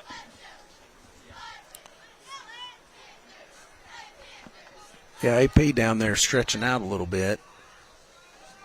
So Jonesboro's going to have it 2nd and 6 at their 41-yard line with 8 minutes, 54 seconds to go in the second quarter. Boy, what a great play. The handoff was to Brown, and Weston Monson came in and basically won. That was Noah Roberson. That was 16, wasn't it? I don't believe so. I can't tell No, that was Noah Roberson. He's out there, yeah. He was at the other end position. That's what I thought. Only reason I know it wasn't Monson is because it wasn't tall enough. That's the only way I can tell those two apart, because 15 and 16 from this distance in the press box looked the same, but I knew he didn't look tall enough, and he didn't have the towel hanging out the back. Yeah. It'll be 4th down. Now there's a late flag. What was that for? With nothing going on, and let's see what happens on this. It's 4th down and about 4 yards to go. It looks like their head coach came onto the field, maybe said a few things to the white hat. That's speculative. Well, but it was the back judge back here that threw it. That's where he was walking. I think he thought there was pass interference. Well, it looks like that they're just going to call it a sideline warning, but that's going to change the complexion. They're no longer going for it, at least from their formation. Why are they marking that off? I thought it was just a warning. That's the second one. Oh, I didn't know that. When did they call the first one? Yeah, early in the first quarter. Am I watching the same? Like I must have blanked out for a minute. Well, it was a 44-minute first quarter, so there's a lot of time. It's a good job by the Panthers pulling up and making sure that they didn't run into the kicker. Punt's going to go all the way down to the 29-yard line. The Panthers will take over 1st and 10 from there with 8 minutes and 15 seconds left to go in the first half, with the Panthers leading 21-10. Well, and the Panther offense needs to catch fire. And speaking of fire, we forgot to mention Independent Fire Extinguisher Sales and Service that does our fire extinguishers for the run out. So if you catch fire, hopefully you've got an independent fire extinguisher at your house. You put it out. Rookie mistake. Well, it's what happens when you have walk-ons. We're walk-ons. I mean, we got an excuse. Oh! Well, let's see how that they're going to call that a lateral. They did call it a lateral. That's going to be negative yards for the Panthers. There is a Jonesboro player down. Can we, while they got a player down, let's go to the replay. I want to see if that was a lateral pass. I couldn't quite tell, but if we can see it on the replay, we'll be able to tell. Yeah, Dio, I was standing there. It definitely looked like a lateral, and it also looked like on the replay the receivers cross-switched for blocking. I want to know. I want to know if the slot receiver was about to release. Boy, and there's something you don't see every day. And that's call it dropping a ball. Yeah. Well, he's used to catching him 20 yards downfield, not in the backfield, maybe. I don't know. But I agree. So you think that was a double pass? I think it could have been, and that might have been what broke his concentration. But it was going to the left, so that would have been an awkward throw. That was defensive end Q Hollis that was down for Jonesboro, being helped off the field. Panthers will have it 2nd and 19. That was a 9-yard loss. Davis back to pass, throws over the middle. Ooh. And boy, that was lucky. That was lucky. Yeah, Panthers got away with one that time. Yeah, that's exactly what you say to that. We got away with one right there because the defender was in a better position than the receiver. Snelly's turned into a defender at that point. All right, so the Panthers will have it 3rd and 19 at the 21-yard line. Drew Davis in a back to pass. Backfield. Throws over the middle. That one's going to be intercepted. He threw that one into coverage. He had 3 receivers in the same vicinity. And Jonesboro is going to take over on the Panther 49-yard line, or I'm sorry, 44-yard line. Justin, you want to diagnose that right there? Was that just a miscommunication or execution by the receivers? It didn't seem like that was. The defense did a good job of dropping into their zones. The quarterback held onto the ball a little bit, and I think the ball came out of his hand a little funky. I don't think that was a crisp throw. I think it slipped. It came out a little wobbly, and that's not like Drew. Asa Myers, senior quarterback, back to pass. He's throwing another deep ball, and that one is a little deep too. That was great coverage. Is that AP? Yeah. They threw a flag on it, though. Oh, wow. Well, I feel like that's a little bit of a. I've been known to be a homer, but man, I got to tell you that looked like really good coverage to me.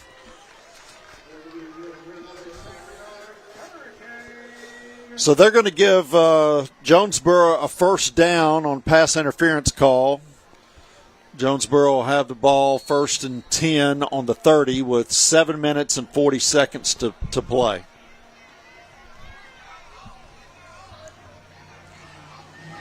Oh, and T.J. Brown gets through the line of scrimmage. That's the first time tonight he's broken the line of scrimmage. Gets all the way up to about the 14-yard line, and that's going to be 1st and 10 Jonesboro. Quick snap, gives back to Brown. Brown this time runs through, and he's going to have a touchdown. Yeah, our defense is I see Drake Woodard over there looking like he took a shot to the gut. He's not at 100%. Defense is trying to figure out what just hit him. Well, yeah, that was a good quick count, too, that they did.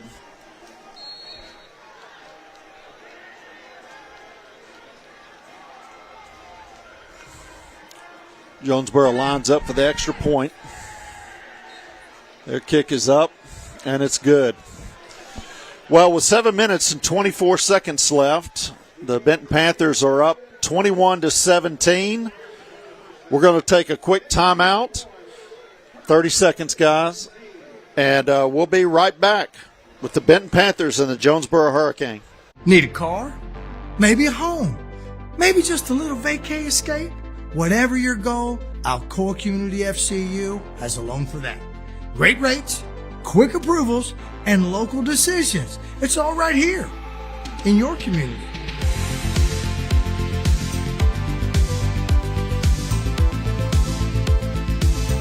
Welcome back. The Benton Panthers are leading the Jonesboro Hurricane 21-17 with 7 minutes and 24 seconds to go in the first half. And Dio, it's a little bit of a track meet between offenses. Well, and it really didn't start out that way. It's the tale of two quarters, because it seems like in this second quarter, which we're not really but 5 minutes into, which is crazy to me. This is the longest half of football we've had so far this year. It just feels like we've been kind of out of sync, even at the end of the first quarter, really. That one drive kind of put us out of sync. Yeah. Here comes the kick. This time they line up, and they actually kick the ball this time. Kick it deep. Panthers return it out to about the 21-yard line. I think they'll give him the 22. No, he's back to the 21. So the Panthers will take over at the 22-yard line, 1st and 10. 7 minutes and 17 seconds to go in the second quarter of the world's longest football game. I saw the banner over there that's talking about whatever year they were state champions, and it said longest football game in the history of football or something over there. Oh, really? And I feel like it must be something to do with the whole hurricane thing, that their games just take a really long time. I don't get it, but it definitely Davis feels takes that the way. snap, gives it off to Gunnar Deaton. Deaton, man, he's driving.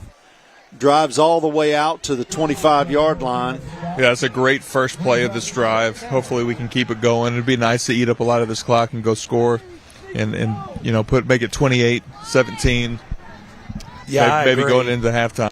We need another one of those end of the Parkview game kind of drives that takes about 6 minutes and 45 seconds here and puts a score on the board. Davis pulls the ball, takes it out, but he's not going to really get that much. Looks like he might have gotten about a half a yard. That's going to leave a 3rd down and 6 with 6:30 to play. This is a very crucial play right here. I think our defense are in their legs a little bit. We need to find a way to extend this drive. Agree with you 100%. I noticed that at the end of that drive. We just looked like we were worn down. Davis back to pass, swings it out to Corey Anderson. Corey's going to have enough for a 1st down. 6:10 to play here in the second quarter. 1st and 10 Panthers. That last drive for Jonesboro, 2 plays and 44 yards. Davis back to pass, does a little swing pass out to Collett. Collett's down to about the 40-yard line. That's going to leave a 2nd and 7 from the Panther 39-yard line.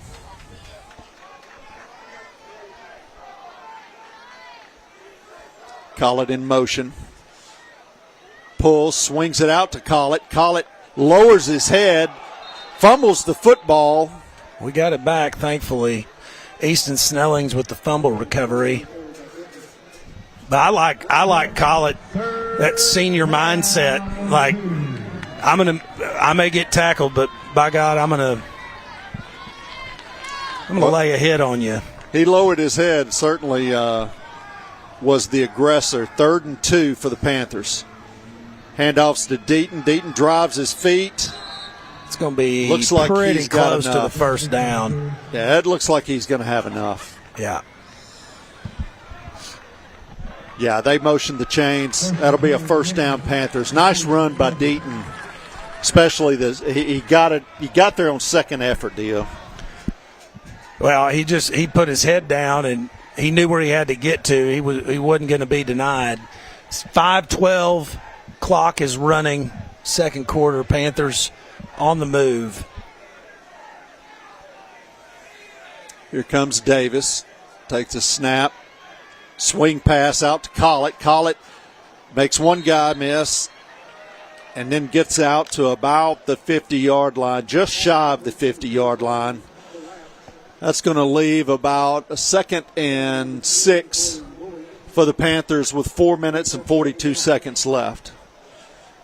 I really like how we're establishing this drive right here. I think no matter what, if we can be consistent on first down, this is a 4-play.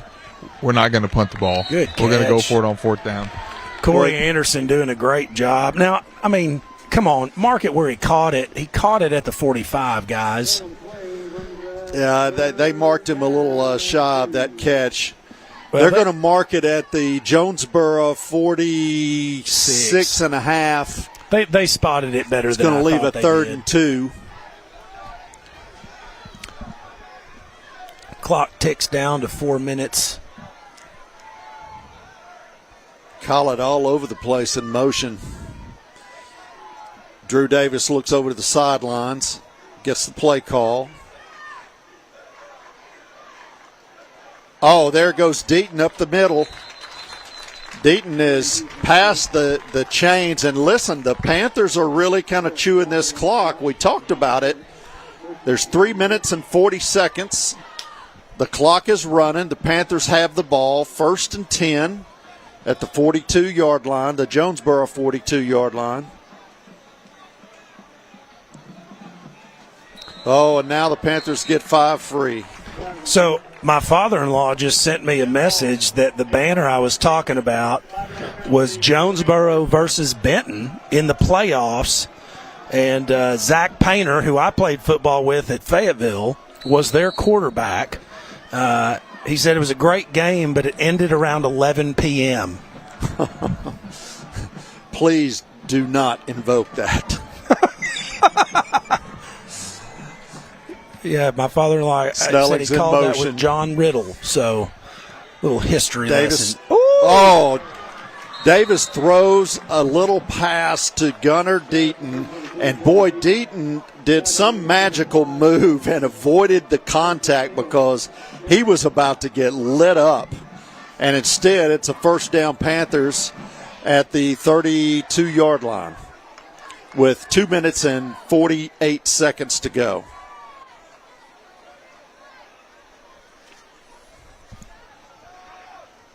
Davis fires over the middle. He's got somebody open. It's John Curtis Barger. He may score. Touchdown, Benton Panthers. John Curtis Barger caught the ball, made a guy miss, and went right up the seam and scored a big touchdown with 2 minutes and 33 seconds left to go. That's a good senior play right there. Just fighting his way into the end zone, not going to be denied. I think that drive's going to end up being about a 4.5-minute drive, if I'm not mistaken. That is a good time-wasting drive. Not time-wasting because we got points on the board, but yeah, I think it was right around 5 minutes. Was it? Yeah, I want to point out that was a really good job coaching by our offensive staff. Every time they pull Barger in as a tight end, it forces them to go to cover 3, and they're being out-leveraged. Their linebackers not adjusting the way he should be, and it's opening up that seam. So that was a well-executed play and a very well-called drive by Drew Harris. So Justin, are you saying that part of a coach's job is to recognize when the other team has players that are not executing on their assignment correctly and taking advantage of it? Yeah, I'd say that's it. Okay. That's coaching. I mean, it's kind of mean, you know. But I like it. I mean, that's what football's all about. It's the great chess match. So the Panthers kicking off with 2 minutes and 33 seconds, leading the Jonesboro Hurricane 28-17. Wilbur kicks the ball deep, and that's another in the end zone. And after that first kickoff, Dio, he's been lights out. He has been lights out, and keeping the ball away from T.J. Brown has been very beneficial. Now, we got 2.5 minutes here. Justin, what do you want to see out of this defense other than a 3 and out? I know this is a little off script, but I'd like to see us be very, very aggressive. We still have 2 timeouts left. Maybe get the ball back and go put a 35-point spot up on the scoreboard. I mean, I like that play. Don't play to not lose. Play to win. That's right, and they're going to be ultra aggressive too. I'd really like for them. I know this sounds bad. I like for them to put the ball in the air. Well, I figure they will. They're probably going to throw that deep ball. Oh, wow. Panthers break through, and who's that with the sack? Mattia with a big-time sack. The clock's still running. Well, I like the defense we had right there. They had Logan Hipskin dropping back in coverage, and he was doing a good job on the coverage there. Quarterback had to hang on to the ball long enough for Mattia to get back there. Ball's on the 15-yard line. That's going to leave 2nd and about 13. Panther defense adjusted. Irish takes the snap. Throws it right over the top. Threw it too far. Missed his receiver. He was looking for Cam Davis, their big-time receiver. Yeah, guys, this is a perfect scenario right here. I think our defense is playing very, very well. Our coverage is outstanding. Probably the best DB play I've seen in a long time by the Benton Panthers. Yeah, agreed. So we got 1:49 left in the second quarter, 3rd and 15 for the Hurricane. Like Justin said, that's plenty of time. We get a good stop here. 2 timeouts left.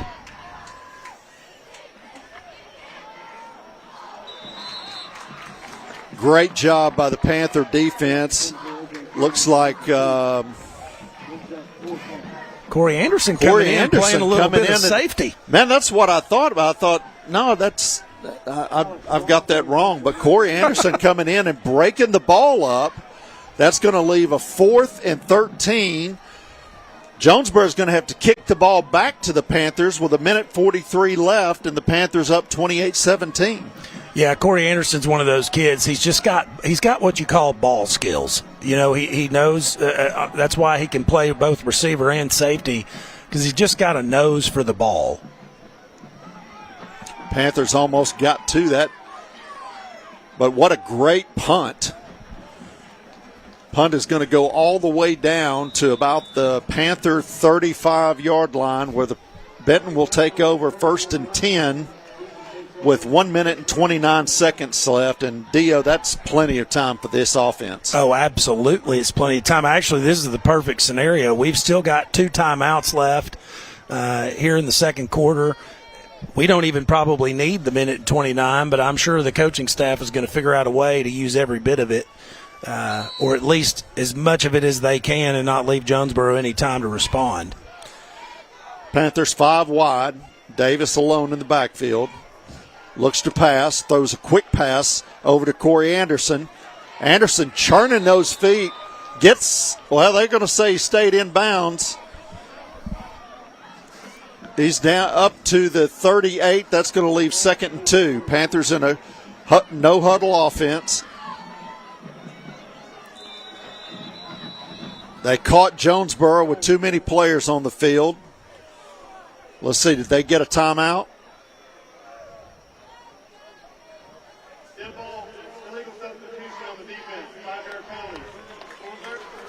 They did not. Illegal substitution will give the Panthers the first down. What were they thinking trying to substitute right there? Yeah, I'm not sure. Panthers in the 5 wide set. Well, the other thing that penalty does is stop the clock for a second.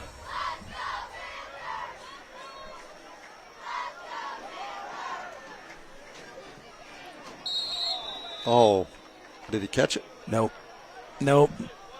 Davis tried to throw to Anderson again. Ball was a little low. Well, and that defender is playing that out route now. The inside defender, the linebacker, is sliding out to the flats. 59 seconds left. 2nd and 10 for the Panthers.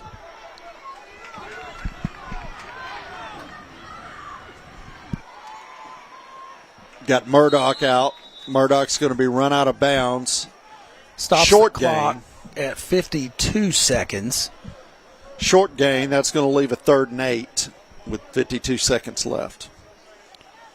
I thought they were going to try to hit John Curtis Barger in the seam. Well, and I think they may have been. I think that was an outlet route that looked like his second or third progression. Justin can clarify after this play. Davis back to pass. He throws. That ball's a little low. Didn't get to it. The Panthers are going to stop the clock again. Went for Anderson again. And that'll bring up 4th down for the Panthers with 45 seconds left.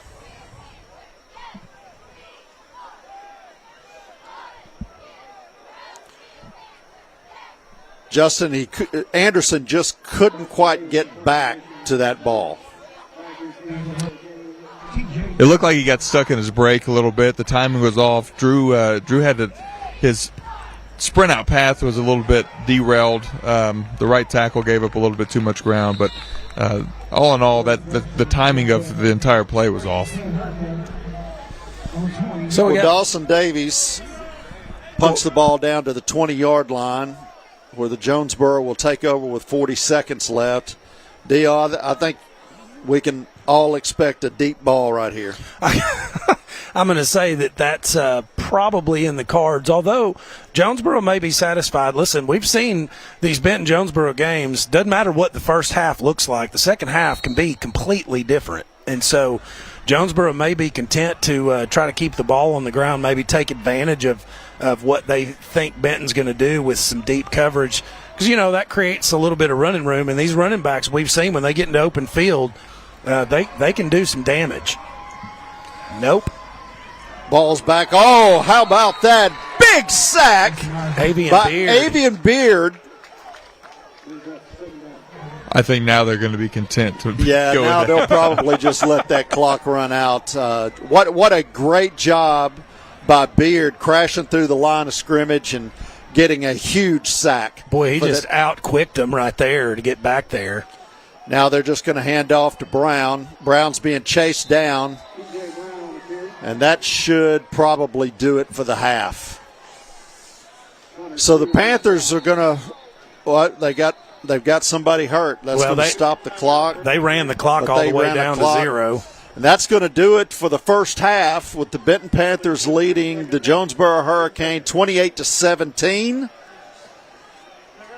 That's their running back.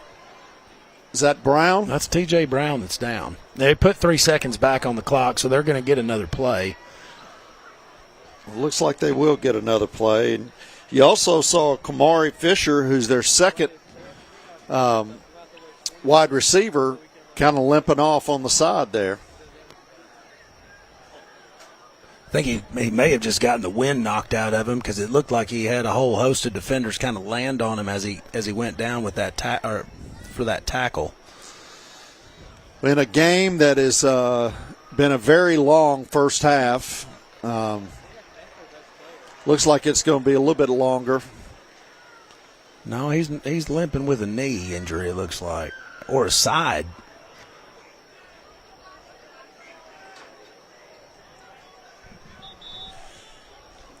Defense coming back out on the field. So we'll get one more play before halftime.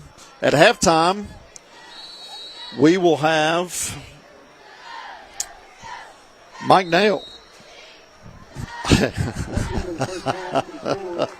Chris Nail on the Hamilton Family Dentistry halftime show. The Benton Panthers, that's halftime. The Benton Panthers are ahead 28-17. Both teams go to their locker rooms, and we'll be back with the Hamilton Family Dentistry halftime show. And Dr. Chris Nail. Hi, I'm Miranda Kirkendall, owner and advanced nurse injector here at Solux Aesthetics in the heart of downtown Benton. I've had the pleasure of serving our community for the last 4 years. At Solux, it's not about changing who you are, it's about making you feel comfortable and confident in your own skin with the results that look natural and true to you. Whether it's Botox, filler, or skin treatment, I focus on results that look fresh, natural, and unique. I'd love for you to stop by and see me at 149 South Market Street or give me a call at 501-249-4177.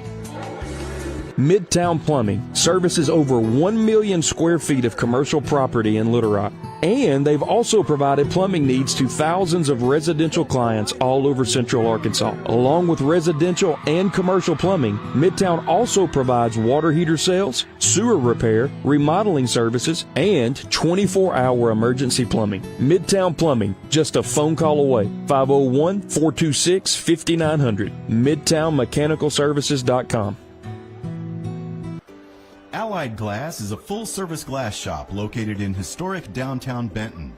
Allied Glass is a third-generation business and family-owned and operated since 1967. Mirrors, shower doors, commercial storefronts, tabletops, screens, plexiglass, and much more. For all your glass needs, call Allied Glass at 501-778-6244. Located at 115 East Sevier in downtown Benton. At First Security, we've been investing in our home state since 1932, growing deep roots and even deeper relationships. We're part of Arkansas. It's part of us. Today, we put all of that history and stability to good use for you, pouring our resources into the people and places we love best. Arkansas communities, Arkansas families, and Arkansas futures. First Security. Think better.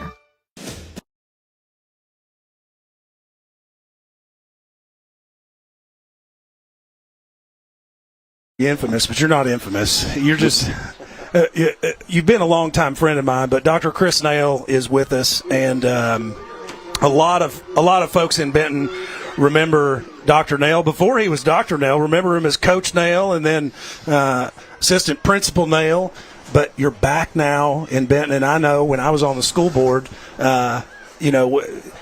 we would have loved to have you. I think I was there for a couple different superintendents, but we finally got you back to Benton. So now that you're back, welcome back. How's it been so far? We're 6 weeks into school, and it's been great. It really has been. Me and Caroline and the boys, we've always loved Benton and just love the school and the community. Just glad to be back and being a part of it, and love pulling for the Panthers again. It's just been a lot of fun. Yeah. So tell us a little bit about your journey. You went from Benton to was it Rose? No, I left Benton as assistant principal at the high school, and I went to a small school called Mount Vernon Nola as a high school principal. Okay. Then to Rosebud for 2 years as soup.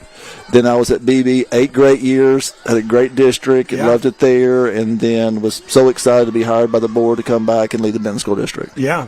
Well, and I know we talked a little bit in the break there, but you're pretty proud right now of something that Benton's accomplished. And not only, are we pretty stellar in athletics, but academic-wise, you were telling me we've had some pretty good stuff happening. They just released our school-level grades, and to say I was proud of the staff and the students would be an understatement.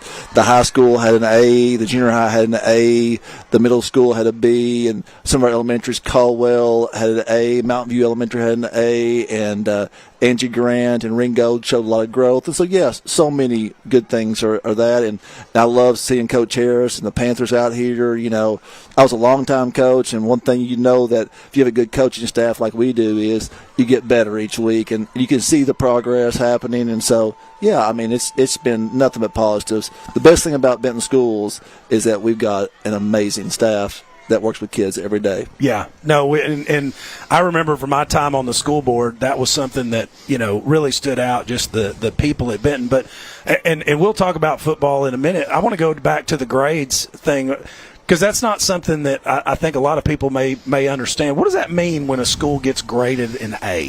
So there's a 900-point scale where they take all kinds of different factors, student achievement, growth, and so I would tell you this. For a high school the size of Benton High School to receive an A is extremely rare. Really? Matter of fact, I think we are the highest traditional high school in the state of Arkansas. And so, I always say at Benton we are large enough to serve you however you want, but we're still small enough to care and take care of your kids personally. And so, I always say, if you're not at Benton, why aren't you here? Yeah. What do you think? You talked about the staff. Is that kind of where the credit is due when it comes to getting those grades? Obviously students have something to do with that in their performance. Oh, for sure. But the staff is who's presenting the curriculum, and What do you attribute that to? I think that the secret sauce of the Benton School District is that this sounds counterproductive, but like the culture has always been so strong. We don't really care what everyone else does. We have great discipline in all of our schools. You know, we didn't jump on every bandwagon, and we have parents that love and care with their kids, so they act great at school, so our staff can really teach them and spend all their time focusing with that. And so, you know, the secret sauce is that just doing the work every day, being great. It's not complicated. It's just hard. You know, I mean, we all know how to eat. We just choose not to sometimes, you know? Yeah. And so I just think it's that repetitive action that the kids, the staff, the parents make every day that make the school amazing. The only downside to these great scores coming out is this is the joke I've used everywhere is that I didn't have anything to do with it. But don't worry, I'm going to try to find somebody to take credit for it, okay? I mean, you're kind of in a position where I don't think people really realize that the superintendent is one of the hardest jobs as far as I'm concerned, because, you know, you've got, and I'm going to speak as a layperson here, but here you've got a doctorate in educational administration. I mean, you have studied and put in the work and the time to know what you're doing, but then you get a bunch of people like me that are just average, you know, and we've got a great board in Benton. Yes. But, you know, I mean, I didn't have a doctorate in education, but yet you've kind of got to play politics a little bit. Right. And even though you're not a politician, you're not in an elected position, but yet it is a very political position. And so, you know, anyway, we'll get off that. We'll change that subject. Well, I will say one thing about our board that I appreciate is you know, you started on the board. Their role is governance, personnel, finances, and the board that's hired me has done a great job and allowed me to run the district and still fulfill their roles, and so I'm just really proud of all of them as well. Yeah. Well, and I know one thing that's always been talked about at Benton is just the level of community support that the school district has. Have you found that to be true, you know, now that you're the superintendent? You know what's crazy is that I have worked in lots of different districts, DO, and they've all been wonderful in their own way, but I can tell you the level of community support you have. I mean, people almost line up to help kids here or teachers, and I think that's just an amazing thing. And and so I always tell if you've not been in other districts besides Benton, sometimes you get spoiled to how good it really is. It's an amazing community. Yeah, no, and I agree with that. So, what are you excited about, you know, moving forward? I mean, when you come in as superintendent with a district like Benton that has the resources that we have, what are you excited about? I mean, what plans do you have, you know, to make Benton even better? Well, you know, one thing that we are kind of focused on right now is we have the Saline County Career and Technical Center, right? And, you know, for a long time we taught the kids college. I think college is great. But, you know, I've got two sons. One's going to be an accountant and one's going to be an electrician now. And so one thing that we're really focused on is trying to communicate earlier to our parents that you can be successful, you can make a good living, and if your child doesn't want to go to college, that's not a blot against them or you as a parent. And so we have that great center. It's a beautiful facility, but we've got to make sure that we take all of our seats and that we communicate well what's going on there. As far as where we're at, of course, the state push right now is K-3 literacy, and so that's always going to be a big push. We know that if we get them reading by third grade, they're going to be just fine, and if we don't, they have trouble. And so that's our two kind of main areas right now. So how's that been? I mean, we've got the new elementary school. And forgive me for not knowing, is the middle school, the new middle school, Mountain View open? So all that's going good. Everything. Yes. Rocking right along. Beautiful facilities. Absolutely. The board and Dr. Anderson did a great job getting that built. We've got it going out there. Mountain View Elementary is Miss Lori Bacon's the principal, and they've got an A this year, and it's a really great place. And then Mountain View Middle, this is the first year we've had that going with Mr. Johnson, and so I feel like we're off to a good start. Yeah. Well, and talk a little bit about, you know, you brought in some people, made some hires after you got hired that, you know, support you in your role and kind of help oversee. Tell us a little bit about those folks. Sure. So Mr. Henson worked for me at Benton High School, and he was an assistant principal when I left, and then he was the CFO for the district, and I decided to move him up to be the assistant superintendent and keep his role. And then I brought in Mr. Marshall, who's worked with me at BB, and he handles all the support services. So what I tell parents, everything that goes on around education, he kind of oversees that, food service, transportation, all the things that go around it that we have to educate kids. And then I brought in a guy that's just doing a fantastic job named Scott Jennings. He was a superintendent at Heber Springs, and he's doing a curriculum K through 12 for us. He's very intelligent, great listener, does a good job of taking teacher input and making sure that we get them what they need to be successful. So we actually went down assistant superintendent as a way to save the district some money as well. Well, and that's never a bad thing. Right. And so we met last week. We got to talk to our new athletic director. So let's talk a little bit about Benton Athletics because, as superintendent, you kind of oversee all of it. But one of the things that Benton has had a lot of success in is athletics over the years. I imagine you see that continuing. Any changes coming with athletics? No, I will tell you that the athletics is the front porch to any school district. That it gets lots of attention, and it should. The Benton Athletic Program is doing a great job. I was looking today, Dio. I think our volleyball team has won 11 or 12 straight conference titles. Coach Harris has got us rolling year in and year out, competing for conference state championships. Of course, boys basketball won a state championship last year. We've got our softball dominant, baseball. I mean, you kind of click through it, and we're doing a great job. And so now I'm very proud of the athletic program. And what I like the most, besides the winning, and I love to win, as you know, is that we have good people coaching, and they really love these kids. And because at the end of the day, I was a long-time ball coach. I love ball, but now I love the fact that my kids call me and I keep up with them, and so that relationship part's great. Yeah. Well, I know we've over the years as we've known each other for years, we duck hunting buddies here. Two worst duck hunters in the state of Arkansas. Yes, go ahead. The worst. Well, we did, just because we didn't have much luck doesn't mean we were the worst. But we had a good time. We did. And some of the old stories that you talk about, when you were coaching basketball, those were some of the best stories.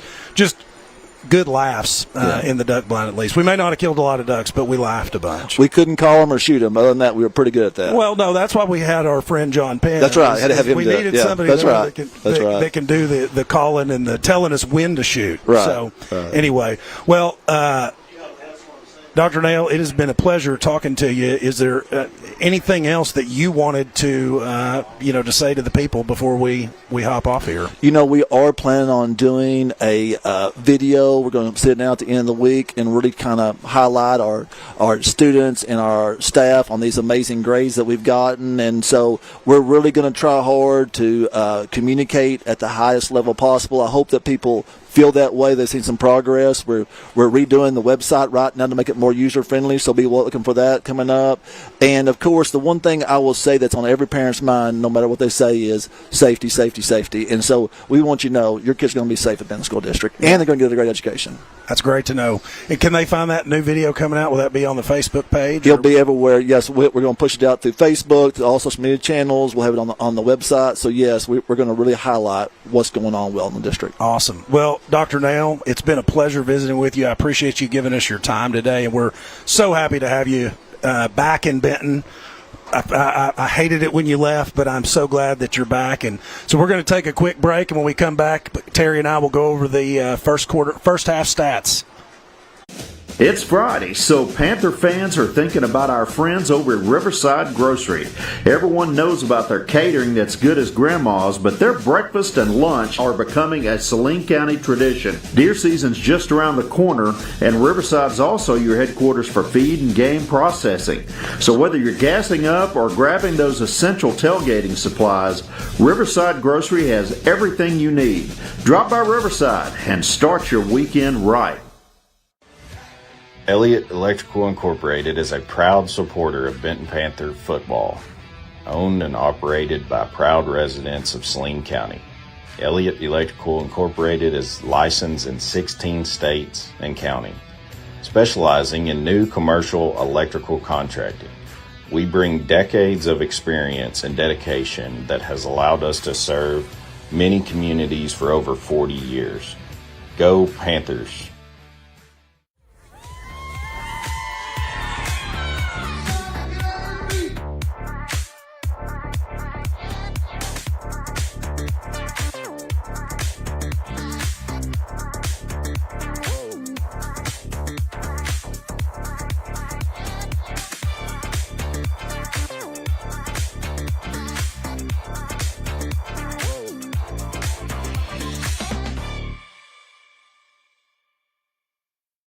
True Gentleman and True Boutique are Saline County's premier shopping destinations.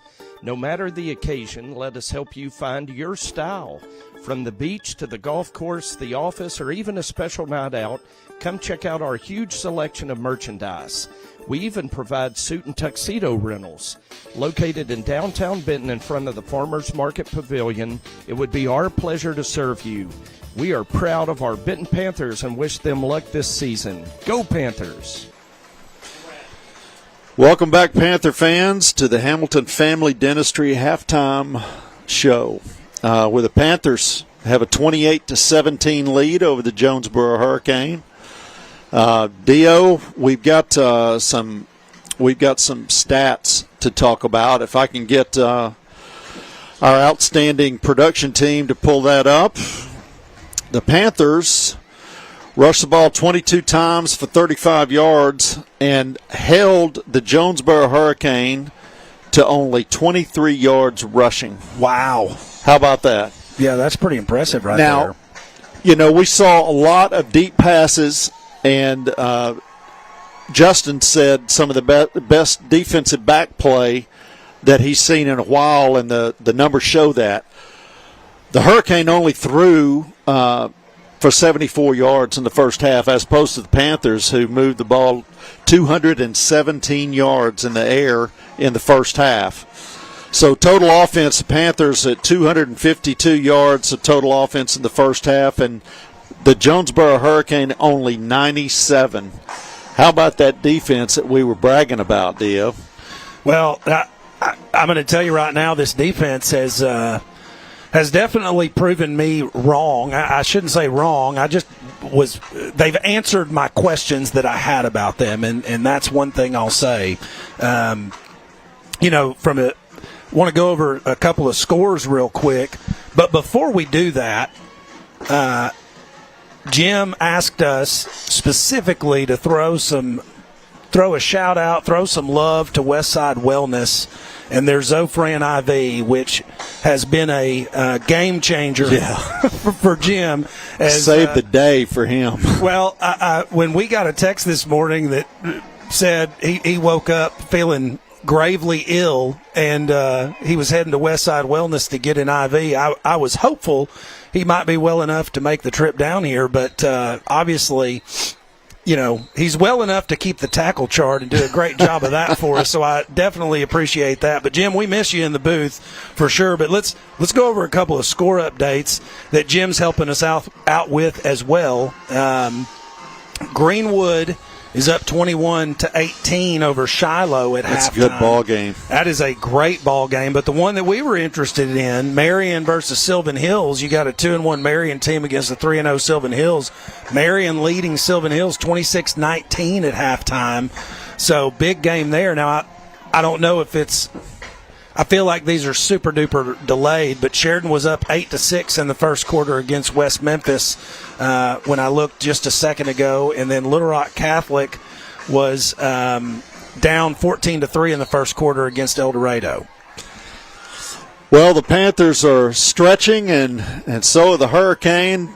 We're looking at an exciting second half of football. It always is when these two teams play each other, and the Panthers with an 11-point lead. There's about 40 seconds left before we start this second half. And let's talk a little bit about some defensive stats, Dio. I know you love the defense. Antonio Shelton with 4 tackles, and Drake Woodard, as you were talking about, leading the tackle chart with 5. And that's a really big deal because, Drake plays that defensive end position. I talked about it at the beginning of the game. Those guys don't get a whole lot of credit. They don't get a lot of opportunities for tackles because they're typically busy taking on double teams and trying to keep blockers off of our linebackers. But Drake Woodard really showing, coming into his own in this sophomore year. And I think you could say this about any sophomore. It usually takes, 3 to 4 games before you kind of get used to the speed of the high school game. That's right. That's right. Everybody's a little bigger. Everybody's a little faster. And Drake Woodard, here's a kid who's still growing into his body. I see him at church, and, he can put 40 good pounds on that frame and not lose a step, I don't think. And trust me, if Luke has anything to say about it, they're going to cram some peanut butter jelly sandwiches in his face, and he'll put some weight on. I can't wait to see that kid when he's a senior is all I'm going to say. Yeah, he's going to be a good player for us for a while, and 2 key defensive sacks. Yeah. One by Mattia and the other by Beard. The one by Beard probably kind of shutting down the second half or the second quarter, and real big for that offense. Well, and another thing to talk about is the secondary. AP Lewis, Messiah Holloway. I'm going to even throw Cordell in there, although he's gotten 2 flags on him, but he's in position. He just wasn't getting his head around. So we've seen some really good play out of the defensive backs, especially on those long balls. So is I was going to say, I'm looking for Justin. Justin, what do you think? What do you think about the offense? What do we got to do a little different to regain that early first quarter rhythm that we seem to have? Justin? Have we got Justin? I don't think we do. I think we kind of forgot about the halftime interview, Well, Terry. Dio, in the first half, we really had a rhythm in that first quarter, and just bam, bam, bam. We had 3 touchdowns pretty fast, all in the first quarter. And then, of course, scored again in the second quarter. But the Panthers really need to come out. We've got to get a 3-and-out stop to start this second half, but then we need to reclaim that offense and see if we can't put some points on the board. I think Justin might be at the concession stand getting some nachos. He heard me say nachos earlier. Justin, I'm back. Okay, you're back. You got time to grab Coach Harris there. Let's get his thoughts before this second half starts. I got him with me right here. I'm felling on the job. Coach, tell us what the message was for the guys going into the half. Mistakes. Cut out some mental mistakes. The offense hurt herself with some big negatives. Got herself behind the chains early, and it's hard to come back from 2nd and 20, things like that. And then, defensively, I've been real pleased with what we're doing. I'll take a couple PI penalties. We haven't get up a big one yet. We're running stride for stride, but we did jump off sides a couple of times, missed a couple of tackles. So clean up mistakes. I like the energy we're playing with, but just clean a few things up. And, we put 20 up, 28 in the first half, and feel pretty good about it, Justin. Absolutely, yeah. One thing I know for sure is every time we play Jonesboro, it's going to come down to the fourth quarter, right? It will. It's probably going to be a shootout, unfortunately. I don't like to say that, but it could be, knowing these guys, okay? But it's going to be a great one, I promise you that. Absolutely. Thanks, Coach. Well, Justin, what's your as we go into this, what do you want to see out of this first series from the defense? I want us to stay aggressive. I think whenever we're sending bunch of guys spilling the run, forcing them to have to put the ball in the air or bounce outside, we're putting ourselves in really good situations. The only success they've had, just off the top of my head, penalties, pass interference, rewarding them for poorly thrown balls, and then just some chunk plays in the pass game. So I really want to stay aggressive. He stepped out of bounds, fellas. He did. He stepped out of bounds at the 1. Oh my goodness! What a mistake by the return man. There's a play in NCAA called Engage 8, and I'd really like to select that play on defense right now. Well, did you just reference a video game? I did. Yeah. There's a lot of kids out there going, yes, select triangle. Yeah, you have no idea how many high schoolers right now are looking up Engage 8. I'm going to Google that. It's been a while since I've played some NCAA football. If you guys don't know, so there's 11 guys on the field, and Engage 8 means we're sending all but 3. I kind of guessed that. It's a little simple math. That's the only math I can do. Well, Jonesboro will take over on their own 1 with a 1st and 10. I can't believe that return man grabbed that ball. Fires the ball. Wow, that's a easy call.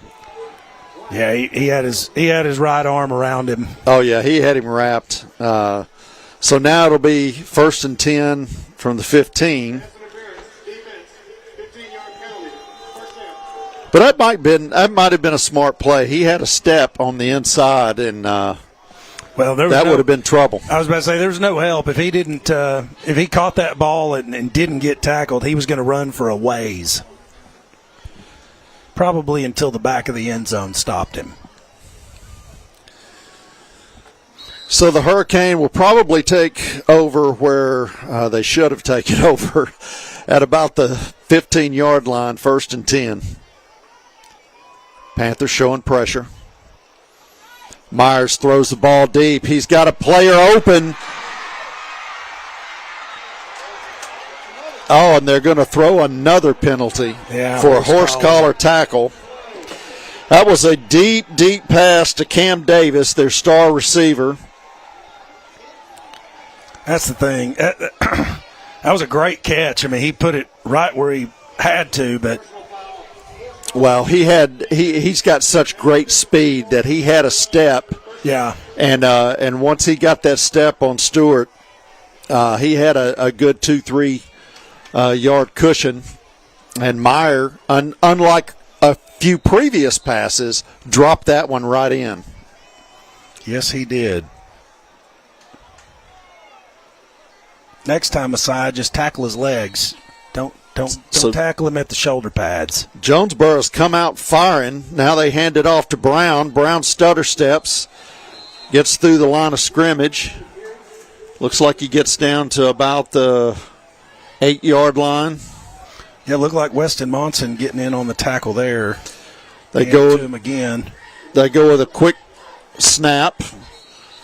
But nothing doing right there. Logan Hipskin, Monson, Mattia, everybody was there to stop him, but a flag on the play. There's another flag. This time it's going to be a hold. That's going to back the Hurricane up 10 yards.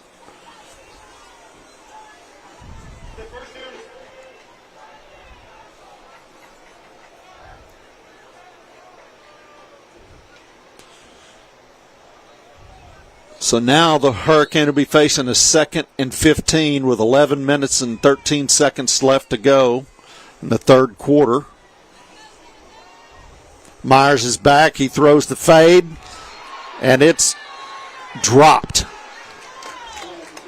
Boy, that was a beautiful ball. I will say this, Meyer missed a lot of receivers in the first half.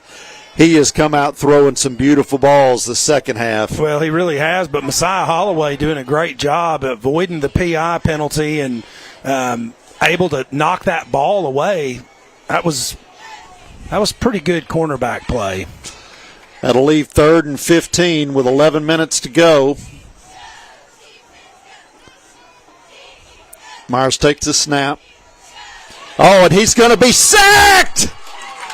Antonio Shelton charging in. What a beautiful play. That's 2 games in a row with sacks for Antonio. When he comes in on that blitz, boy, I mean, he's not going to be denied. Came in untouched. Now, the key is that Jonesboro has to get inside the 5-yard line. It's going to leave a 4th and 25 DO, and it's out of field goal range. Well, yeah, that's the deal. You got to go for it here. I mean, if anything, it's going to act as a punt if you advance it 15 yards. He throws the deep ball again. Oh, my goodness. What a catch and a throw. Wow. Touchdown. Can we get a replay on that? Throws to Cam Davis. Cam catch it in full stride. What a play. I really want to see. I mean, I'm not saying he was out of bounds. I couldn't tell, but I just want to see the replay because it's hard to see on this. Boy, he just dropped it right in. I mean, what a play. There's not enough evidence to overturn it, I'll say that. Golly. That's why you. Well, everybody knew he was throwing it, too. I mean, you knew exactly what play they were going to run and who they were throwing it to, and he was pretty well covered. That ball was just a beautiful ball. Yeah, well, I mean, you had Payne coming back in coverage to help out Messiah Holloway, but the ball just dropped right in. I'd like to get Justin's take on that after this play. I don't know if his field level view was as clean as ours from up here, but Here's the snap. The kick is up, and it's good. It's good. Yeah, guys, it looked like the execution on that play was very similar to the one previous. It was a very well thrown ball. The timing was perfect, and he put it only where his guy could get it. It looked like he came down, had very strong hands, finished the catch, and was in. I would call that a very confident touchdown. There you go. Yeah, it looked good on the replay. I mean, there was definitely nothing that made him look, and the referee was right beside him. I mean, looking right down the line. So if he would have been out, they would have known it. I think it was just a phenomenal play all around. You got to give credit where it's due when an offense does that. But that's the thing about these two teams right here, Terry. I mean, you look up, 28-17 felt like a lot bigger cushion. Yeah. Than 24-28 does. I don't know why, but it felt like, the way our offense was moving the ball, et cetera. But coming into the second half, we got 10-11 left to play. Jonesboro gets within 4 now. Guy, that was a 99-yard touchdown drive. Yeah, sure was. I think at least 90% of those yards were quarterback to number 26 on go balls. So yeah, 5 plays, 99 yards. Yeah, it didn't take but a minute 49 seconds off the clock. Really, probably a minute 40 because I forget about it was a kick touchback. I didn't see who picked it up, but Panthers fielded the ball. Gets it up to about the 33-yard lines. Panthers will take over there, 1st and 10 with 10 minutes left to go in the third quarter. Yeah, that was 5 plays, 99 yards. Took a minute and 49 seconds. There you go. Snelling's right there did a great job of stopping that ball. You can tell he's a multi-sport athlete. Looks like he played a little infield in his day. Yeah. He's definitely played some baseball the way he broke down on that ball. So Panthers take over 1st and 10 of the 35-yard line. Davis is back. Got Barger in motion. Davis tucks and runs. Slides down. Dio and I are real big fans of that. I do like the slide. It looked like Drew Davis has played some baseball sliding into second right there, taking out the double play. Took out the safety as he came in.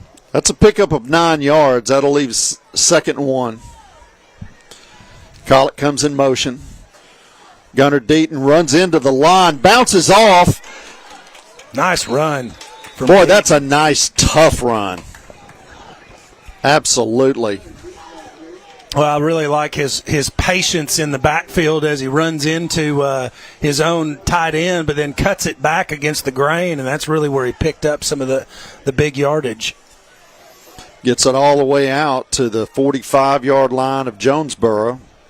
Yeah, now the Panthers need to answer after that drive. John Curtis Barger gets open. Again, guys, they haven't made the adjustment to Barger going to tight end. They stay in the cover 3, and that linebacker is outside of the box, outside leverage of the tight end. Not very sound defensive alignment, but we're taking advantage of it. And Justin, he seems to just be finding the soft spot in that zone and sitting down in it. Yeah, so what's happening, that linebacker should actually bump into the box and be a 40 or 50 backer inside the tight end. He's lining up outside the tight end, leaving the box a one backer box. So the seam is uncovered. Drew Davis throws in the flat to Gunnar Deaton. He picks up about 5 yards. It'll be 2nd and 5 with 8 minutes and 36 seconds left.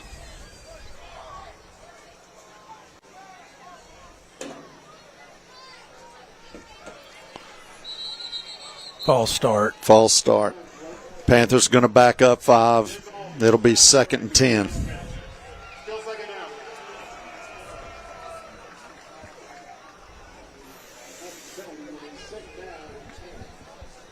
Well, the penalties were my concern coming into this game. We played pretty clean most of the season. Yeah, but you notice on these drives, it seems like the penalties seem to stack. It's like we make one, whether it's defense or offense, and then there's going to be more to follow. Davis back to pass. He throws a deep ball. John Curtis Barger went up, tried to be the defender, but that's going to be intercepted. It's going to be intercepted by the free safety, Clarence Mertron, 5'10", 180-pound senior. Well, Drew tried to hold the safety down by looking at Corey Anderson, who was, just kind of stepped back into the backfield there, and he tried to look him down, but that was great coverage. I mean, honestly, that was one of those balls, unless John Curtis Barger was 6'4" and could go up and go over the top. I mean, he was in good position. That's one of those deals. We'll get Justin's take on this after this, on that play after this play. Jonesboro had the first and goal at their own 5-yard line. Throws another deep ball. He's got a receiver open. That time, that was a good no call by the officials. That was a very good no call. To go back to the last play of the interception, it was a pump, screen, and go.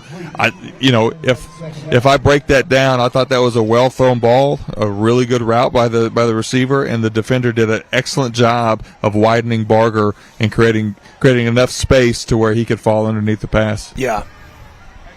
Panthers needing to get pressure in that backfield. They give to, is that Brown? No, that's not Brown. We have to look at the chart here. That's Caden Hawkins. Caden Hawkins, 5'7", 155-pound junior, and boy, he is fast. Yeah, he made one cutback, and he was downfield in a hurry. Jonesboro going with some tempo here.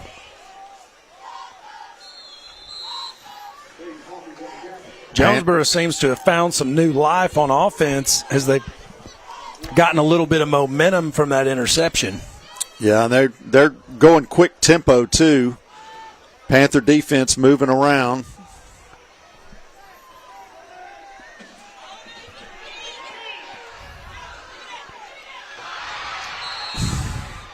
No catch. Yeah, he dropped the ball. That was really, really good coverage. Yeah, it was good coverage. Austin Hill coming in to make that tackle, make the hit right as the ball got to the receiver and separate him from the ball. That's what you got to do if you're not going to be able to get the ball. Austin, one of the leading tacklers on the team. 3rd and 8 for the Hurricane. Give a hard count. Panthers didn't bite. Panthers needing a big stop. Got a good push. He throws the ball deep. That ball is broken up. Guys, that was a phenomenal defensive play right there. The defender got turned around. He finally got his eyes on it. Great discipline with his hands to finish the play. Yeah, Logan Hipskin did a good job, and Logan's not your typical cover guy. That's not really what you think of when you think of Logan Hipskin. You think of more of the run stop, coming up to stop the run. But he did a really good job. And then again, the receiver got his hands on the ball, and he was able to kind of knock it loose. So good heads-up play by Logan Hipskin. Absolutely, and think about the momentum change that just occurred there. If they complete that pass, I mean, they're feeling really good about themselves. They're probably going to complete this drive and score a touchdown. That right there was a tremendous play and potentially a game-saving play. I know it's early to say, but that was, I think, I can't understate how important that play was. Yeah, it certainly was something that impacted the momentum of the game for sure. So the Panthers get the ball back, 1st and 10 at the 30-yard line. No, I'm sorry, 35-yard line with 7 minutes, 11 seconds.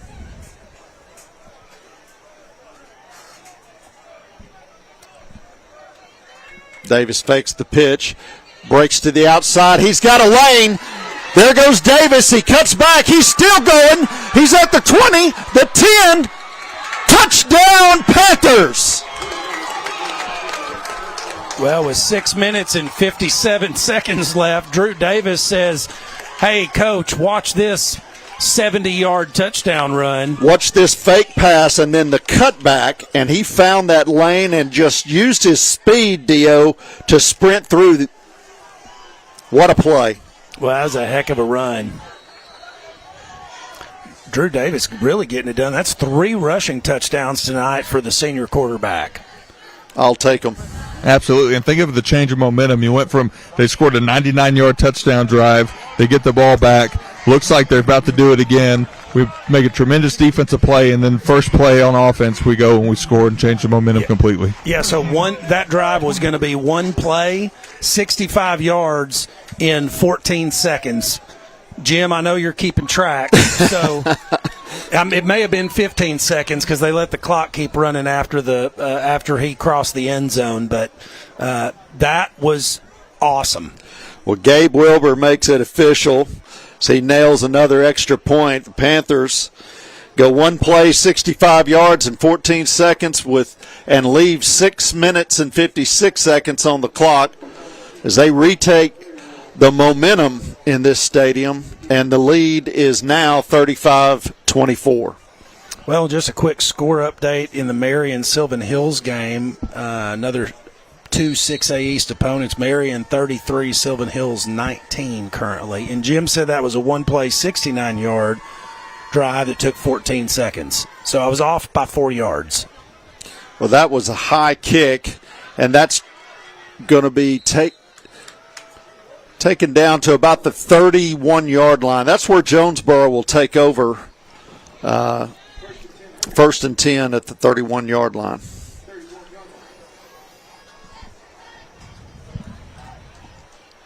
Man, what a big play.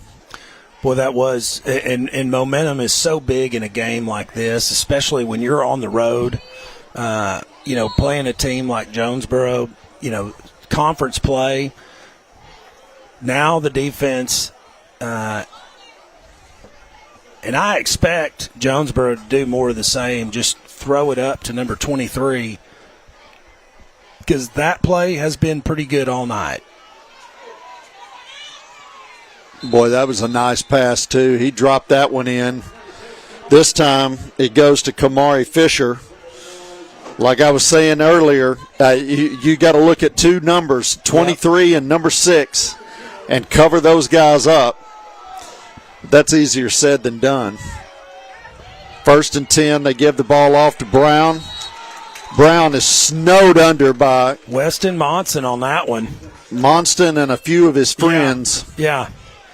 Definitely a few of his friends on there. I think that was Hill was in there. Dakota Manchak in there as well. So it'll be 2nd and 14. Listen, if you're born with, if you're given the name Dakota Manchak, you're destined to be a defensive lineman. Where's the offensive pass interference for coming over the top right there? But good coverage. That was fantastic coverage. He even had an opportunity for an interception there. Well, that's why I say it should have been. Could have been a little bit offensive pass interference. Panther having an entire core change. There's about 4 players that ran on the field. Now the last one coming off. It's going to be 3rd and 14. Hurricane at their own 44-yard line. Panther defense looking for a big stop.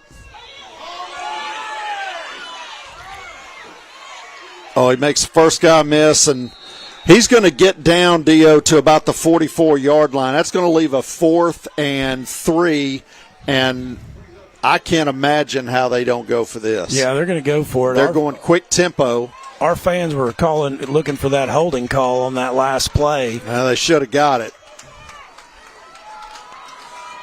So the Panthers looking for a big stop here. Oh, what a great job of charging through the Panthers' big-time stop. Weston Monson coming up huge on that 4th down play, getting into the backfield, and he was not about to be denied. Boy, just absolutely put a hit on him and then just kept his feet driving. Textbook play from Weston Monson right there. Justin, how you feeling about that? I'm feeling great. I can't get a smile off my face. That's exactly what we needed, and that I love the energy of that defense coming off the field. It fired me up. Yeah, well, what I love even more is a 4th down stop like that. That's like that exclamation point in your momentum. I wouldn't be surprised if Drew Harris takes the top off right here and goes for a chunk play.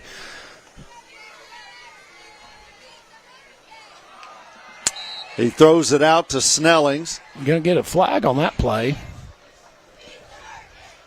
Snellings is immediately met by the defense.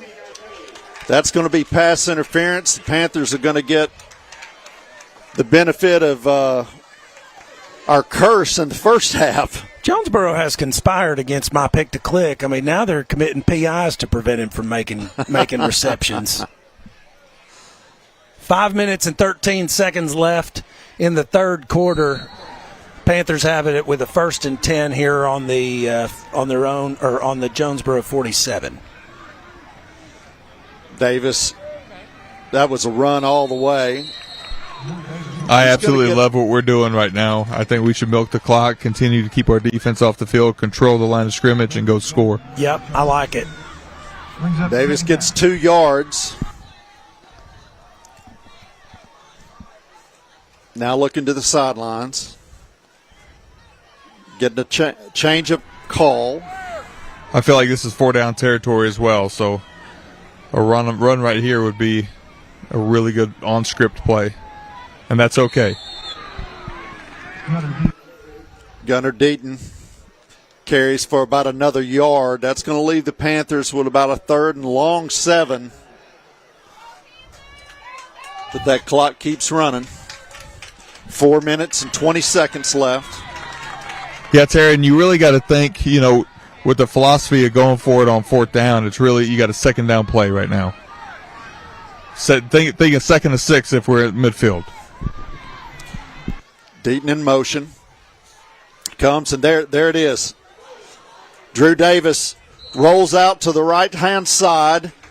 He's going to be out of bounds, Dio, at about the 28-yard line. I think that's going to be enough for a 1st down. Is this going to be our first measurement of the year?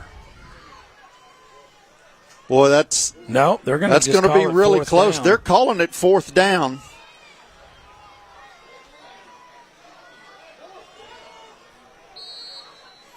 They're calling it 4th down. Here they come.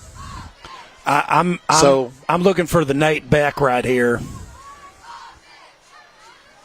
I think you will at least get a hard count. Yeah. Looks like we're about to call timeout. Coach Harris letting the clock tick down. Guys, talk about the Nate Beck. In this scenario, I'm not a fan, because you get the reward, but also think about if our guys false start. Yeah. I know you don't think about that, and that's not what you want to do. I think about it. Trust me. So, I'd rather just try to come up, and I think they did a really good job calling timeout, try to come up with the best, designed run or whatever play to try to get that extra yard. So now, something that Justin and I used to always get asked over the years is, like when you got 4th and inches like this, or when you're on the goal line, a lot of people always ask me, why don't we ever get under center and just quarterback sneak it? And so I see you laughing out there as I ask that question. So what is the philosophy behind that? Because it's like, I've got a theory that I've been told, but I want to hear it from you. No, I think it's an excellent football play. You see it, being executed on all the levels, and it's a very effective play, and it's a play that, we've ran in the past, but it's kind of one of those situations with how expensive is it in practice. Hey, guys, they're going to measure this and see if he got the 1st down. Well, and Justin, when you say how expensive it is, and I've never heard it put like that, but that's kind of what I've been told before, is it's like we don't want to spend X amount of time, at every practice practicing something we may do twice a game, and so we don't want to invest the time in it. Our centers used to snapping it shotgun. Our quarterbacks used to getting it in shotgun. Everything is set up from this. We're not going to, change it. So that makes sense. I like the way you put it. So the Panthers line up. It's going to be 4th and about 6 inches. Panthers in motion.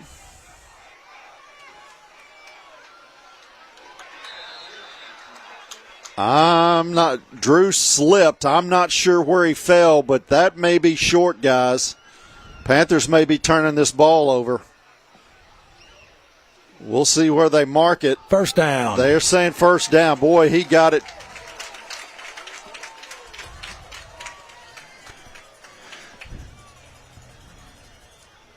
That was very fortunate.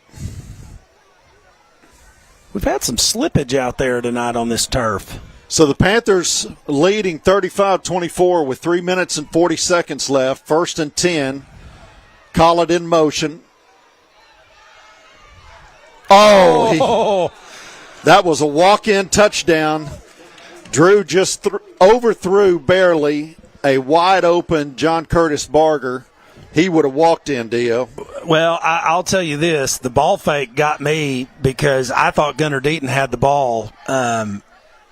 He did a great job of disguising that. So good that I didn't even think he had the ball. All of a sudden, I see the ball flying through the air, and I was wondering what was going on. Yeah, Dio, I'm pretty positive that was a run pass option. That's an old Scott Nethery play that we installed back in 2014. So Drew Harris is going back to 2014 in his heydays when he played and pulling from the film. Gunnar Deaton going to get a face mask, I think, coming in. Takes a run, to the outside. He's going to have what looks to be a first down on the ground, but there may be some more added to it. We'll see what the call is. They're either going to call a hold on our receiver. Nope. Oh, it was a horse collar. Okay. Horse collar. I thought face mask at first just from the vicinity, but then I saw Corey Anderson getting up from over there, and I thought, they may have got us for a holding on the wide receivers. Well, that's going to set the Panthers up. 1st and goal at the 8-yard line. This is a great drive, to Justin's point about taking control of the game and the clock. Collett comes in motion. They blow the play dead. False start on us. They didn't say who it was, but the Panthers will take over 1st and goal at the 13 now.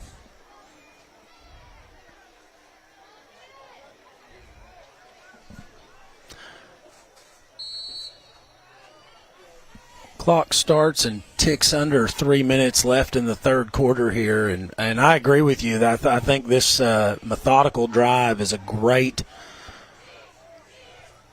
call on the Panthers coaching staff.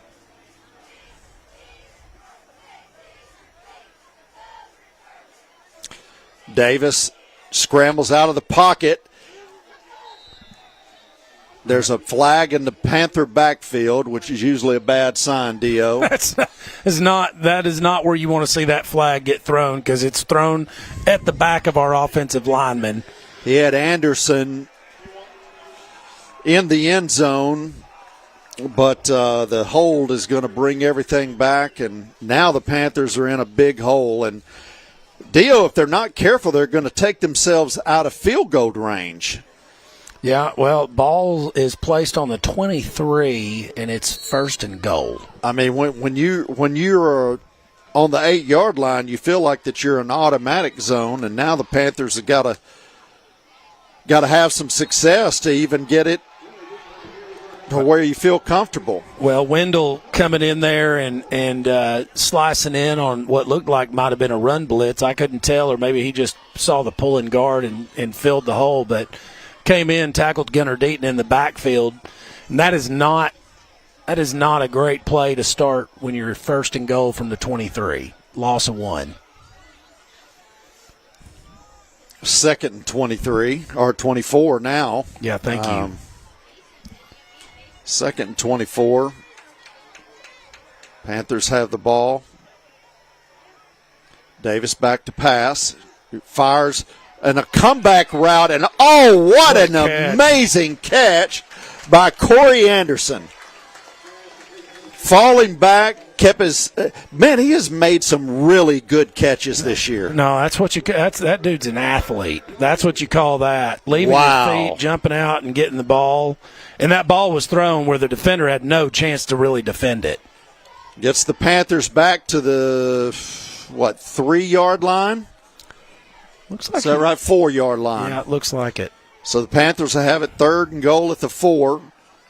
Come back reverse. There's Collett. He just throws the ball in the turf. Collett. There was nobody open. That was the right thing to do. Was that? Yeah, Collett did not look like a quarterback on that throw. He looked like a receiver. He didn't have anybody to throw to, and he just grounded it. That was the right play. So now the Panthers will line up on the hash. Gabe Wilbur come in to kick another important field goal. This one is up, and it is good. And so with 1 minute and 7 seconds left to go in the 3rd quarter, the Panthers now take a 38-24 lead. And let's take a quick break.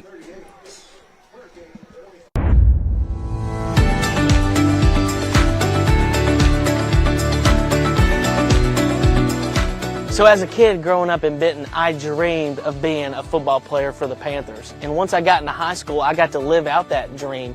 And the support every Friday night from the community here in this place is really, really special. Now that I'm a mortgage lender, it is my turn to support you. If you are looking to buy a home or refinance a loan, come see us at Neo Home Loans in downtown Benton. Tonight's game is fueled by Lane's Chicken Fingers, your local spot for crispy hand-breaded chicken, house-made sauces, and hand-spun milkshakes. Lane's has been serving up finger-licking greatness since 1994 and is now proud to call Benton home. And for a quick score update in the 6A East.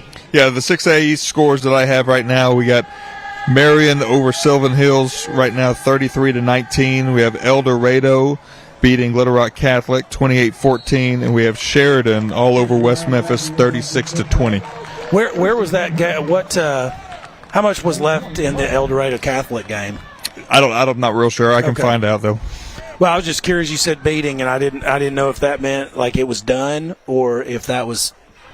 I would imagine it's probably in the 4th quarter by now. I feel like our game's probably the latest game, it being 9:17.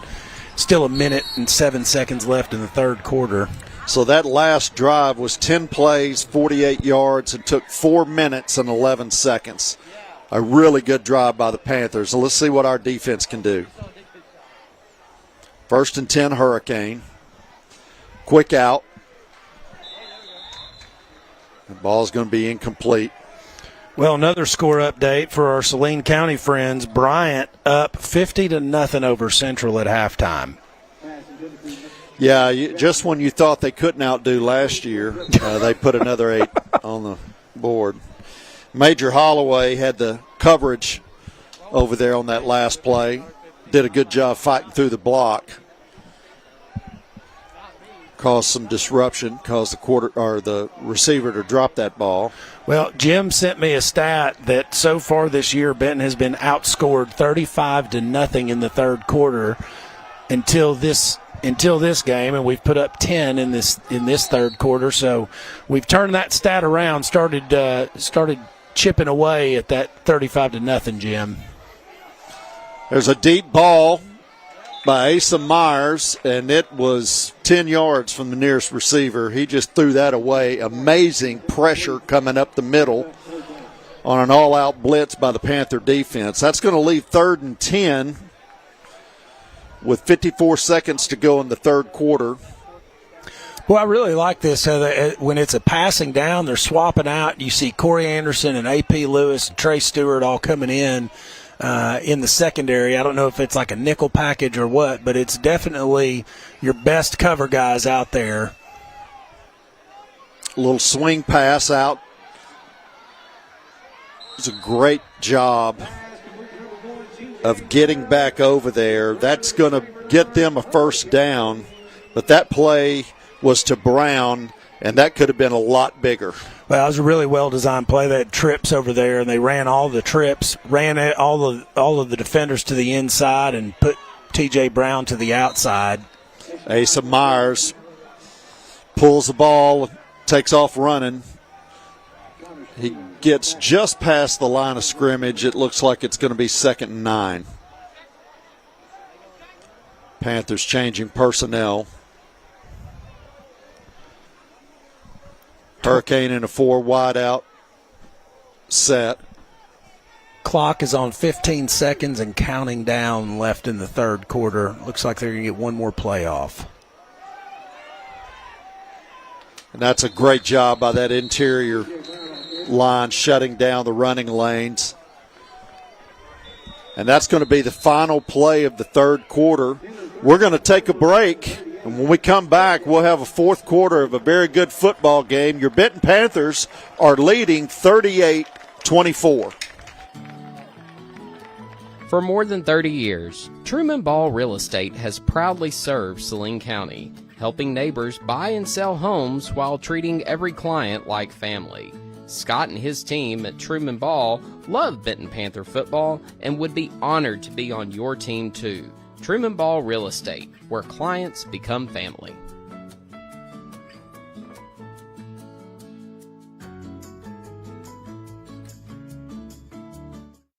Congo Fireplace and Patio has been Benton's go-to place for all your hearth needs since 1920. Stop by now and see over 20 live burning displays. With the South's largest selection of gas logs, gas inserts, and wood-burning stoves, Congo has what you need to heat your home this winter. Get any accessory you need for your fireplace and stove in one place. Plus, see the largest selection of pellet stoves. With over 90 years of combined sales and service, there's no other place to shop. Welcome back to the Benton Panther Football Network, where the Benton Panthers are ahead 38-24 with 12 minutes to go in this one, Dio.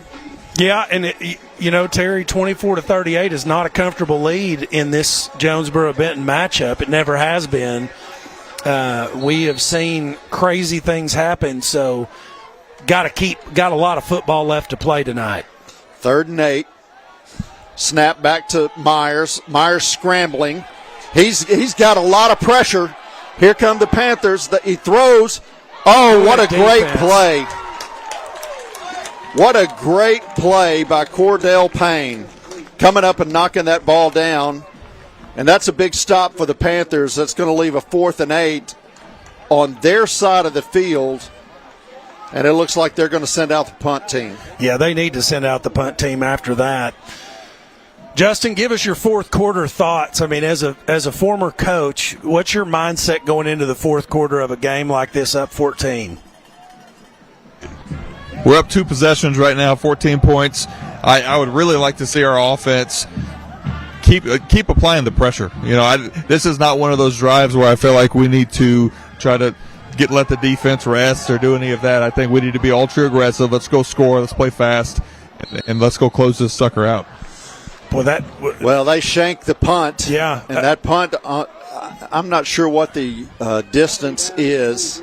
It's about a 16, 17-yard net. Yeah, the Panthers are going to have the ball 1st and 10 on their own 42-yard line. Great field position for the Panthers seeking a 3rd score or a 3-score lead, I should say. I'd really like to see number 2 get the ball right here. We haven't seen him do anything in a while. Well, I was thinking number 4, but, that's just selfish. And there he is, just like Justin called it up. Poot is all the way to the end zone. Touchdown, Panthers. One play. I feel like Justin had something to do with that play call. One play, 58 yards. I had absolutely nothing to do with that play call, but I do have a lot to do with that pick to click.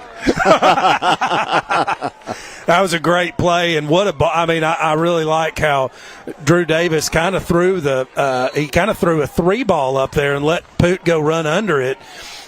Gave it plenty of air so it could get it past the defender. It wasn't trying to fit it in a window. That was fantastic. And Gabe Wilbur makes it official. Yeah, it does what Gabe Wilbur does. Wilbur the weapon. Well, this one was easy for Jim to dial up. One play, 58 yards and a touchdown. No offense, Jim, but we don't need your help on that play, on that drive. that scoring summary is pretty easy. Well, now he did send me this interesting score. Hot Springs is up on Little Rock Parkview 23-20 in the fourth quarter. Boy, I bet that's a heck of a game. How about that? That's a conference game. Hot Springs, has become a pretty good ball club over the past couple years in that conference. Well, I'm looking across. I'm starting to see some head for the exits, Dio, with a 21-point lead by the Panthers with 11:28 to go in the fourth quarter. Well, I will say this. I wasn't comfortable with a 14-point lead. I'm a lot more comfortable with a 21-point lead. But again, it's like the Bermuda Triangle when you're playing the Hurricane, and those two things go together. So you can't get too comfortable. You got to keep playing football. Gabe Wilbur kicks it out of the end zone again. Listen, I say it so many times, people probably are going to start sending me emails telling me to shut up about the kicker. But listen, in high school football, those touchbacks are so stinking meaningful. We saw what happens when we don't get one. And I'm just telling you, giving your defense a long field to protect instead of a short field takes a lot of pressure. I mean, it's huge. I can't. So, kids, kickers are always welcome. Like, go play soccer when you're young. Get some kicks in. Maybe you don't like contact, but if you can kick, you can play football. Oh, and the Panther defense just mauling back there. Panthers get another huge sack. That one coming from Connor Stevens. Justin's picks to click tonight are just starting to show up. Yeah, Connor's been playing really, really well this season.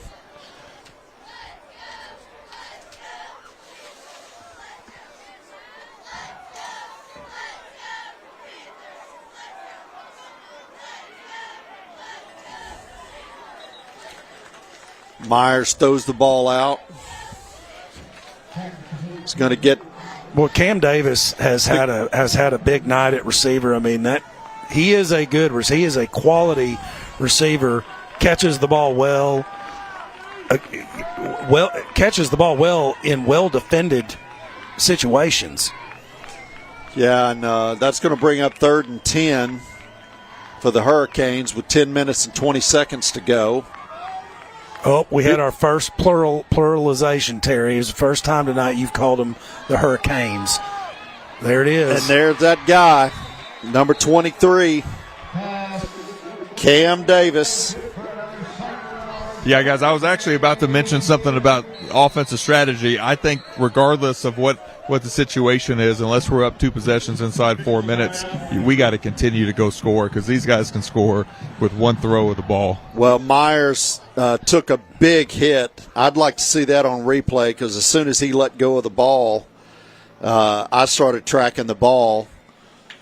Yeah, I didn't even – can we get a replay of the – do we have that on replay?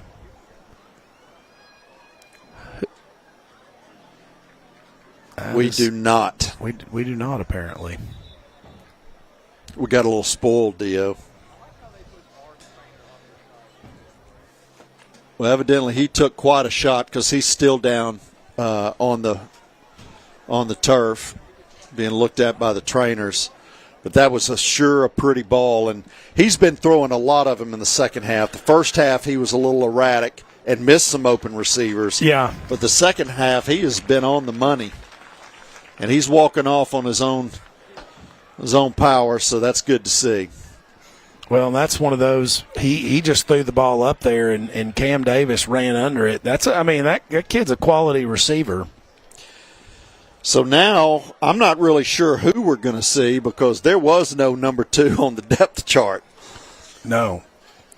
Well, we're going to see number 12, which is if I can read my. Aiden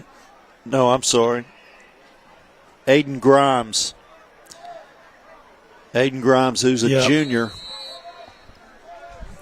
Well, that is some fine print on that. Yeah, it is. Grimes, they're doing a halfback pass now. Brown shifts out. He gets tracked down for about a 2-yard gain, but Dio, that should have been a 15-yard loss, and that just shows the athletic ability of Brown, T.J. Brown. who just made something out of nothing. Well, and now they're going to bring in their other running back here. Yeah, Caden Hawkins. Yeah, a little speedster. Hawkins gets wrapped up. Couldn't speed away from Weston Monson. That'll bring up 3rd and 8. This is a big down for the Panther defense. Well, especially after the momentum they got from that pass, but I don't think they're going to put I don't know, they may put the ball in the air. Jaden McCullough comes on, playing tailback.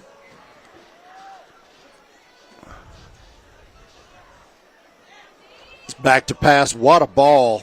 Man, that was a great-looking ball. Weston Monson applying pressure, but the ball was overthrown. That's going to set up 4th and 8 at the 31-yard line. Well, they're not going to bring T.J. back. T.J. Brown Robertson. Where did I get that?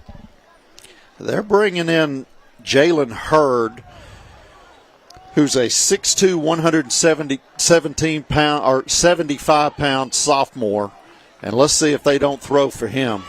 Oh man, what rush! Antonio Shelton for his 2nd sack of the night. That's 2 weeks in a row, 2 sacks for him. 8 minutes and 44 seconds left in the 4th quarter, and the Hurricane are going to turn it over to the Panthers on downs. Huge stop for the defense. That's their 2nd 4th down stop tonight. Yeah. Turnover on downs. Now the Panthers, with 8 minutes and 44 seconds and a 3-score lead, just need to take control of this game. Lean into that offensive line and throw a touchdown to Easton Snellings for Dio's sake. Davis gets the snap. Gunnar Deaton slices through. Picks up about 4. Guys, I got a quick score update. Sheridan is up 63-20. Holy smokes, that was quick. It was just 36-20 a minute ago.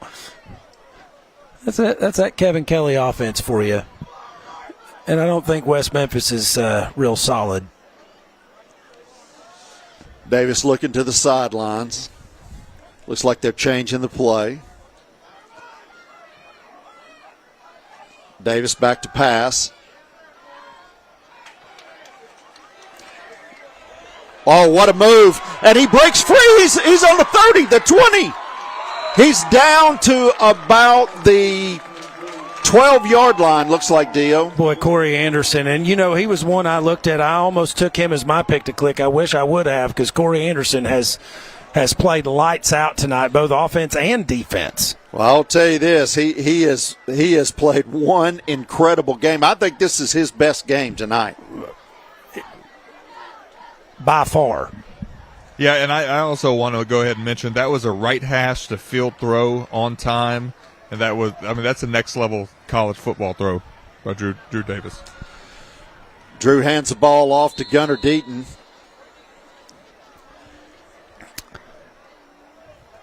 As the clock keeps ticking, 7 minutes and about 40 seconds left. Panthers in no hurry to snap the ball here. Panthers with a 2nd and 9. Davis looks over to the sidelines, changing the play again. Worked out great last time.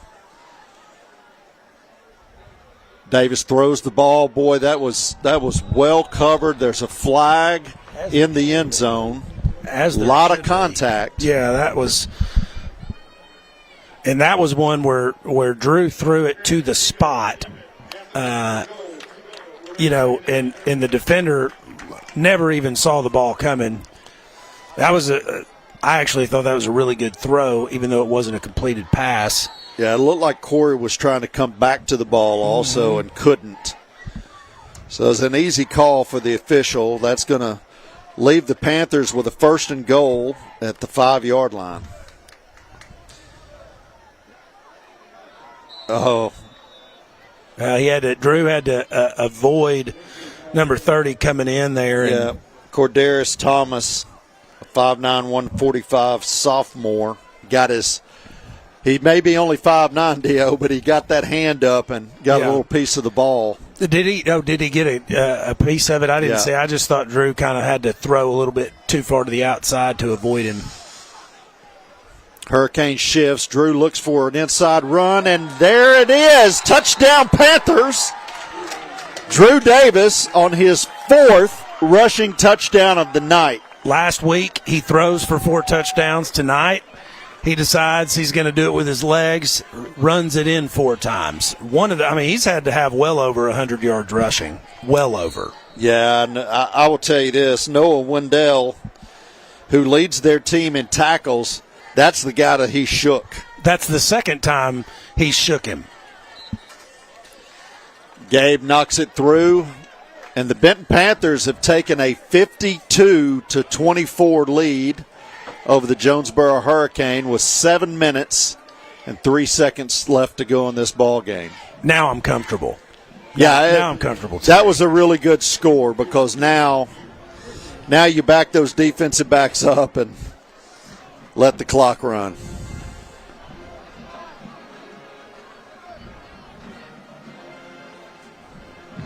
I just want to make mention on all of Drew Davis's long, big runs, Poot is the one that sprung him loose.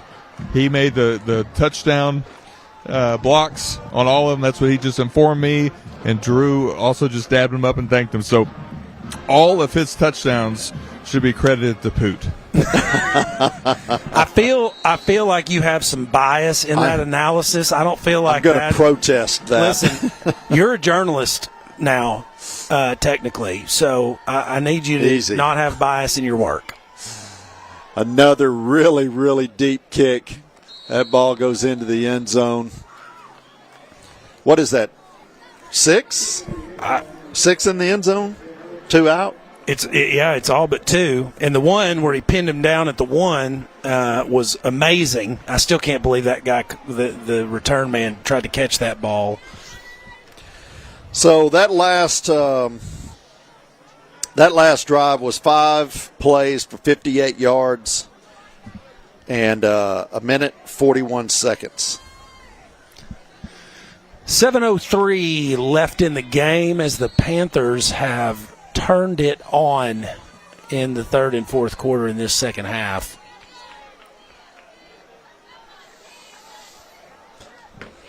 Panther defense lines up. 1st and 10 for the Hurricane.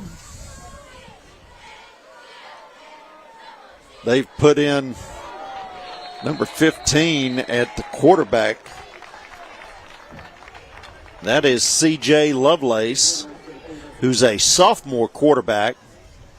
So is that waving the white flag? Your starting quarterback's hurt. Now you got your sophomore quarterback in? Well, it may be building for the future is what you call that, but that typically comes once you've waved that white flag. Well, we haven't seen CJ, but he looks like a running quarterback for sure. He was running all the way on that. That defense was ready for him. That's going to leave the Hurricane with a 3rd and 11. Well, and we're going to start making some substitutions here on defense, getting some of our underclassmen some playing time, some of our backup guys going to get some Friday night time, which is always good when you can develop depth. Always good.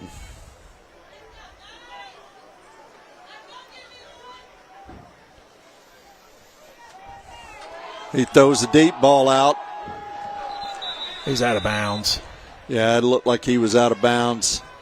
That's going to be incomplete, leaving a 4th down and 11 all the way back at the 22-yard line. That'll be a punt coming up from the Hurricane, and Benton should get the ball back in decent field position. Yep.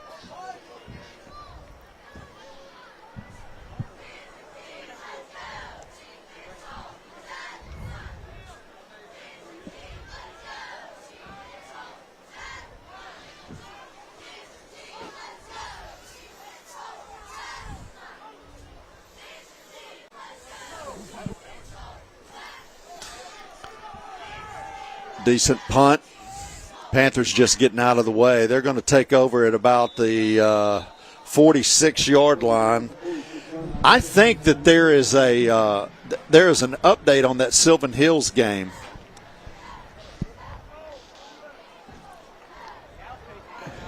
Well, you can keep us Tyler in suspense. Hampton.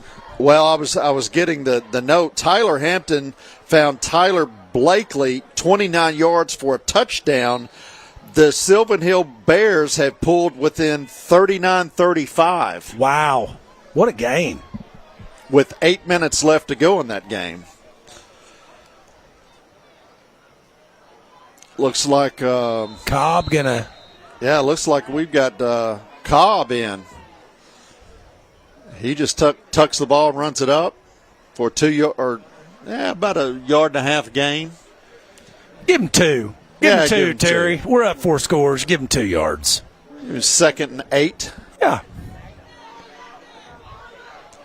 It's good to see some of these players getting some time.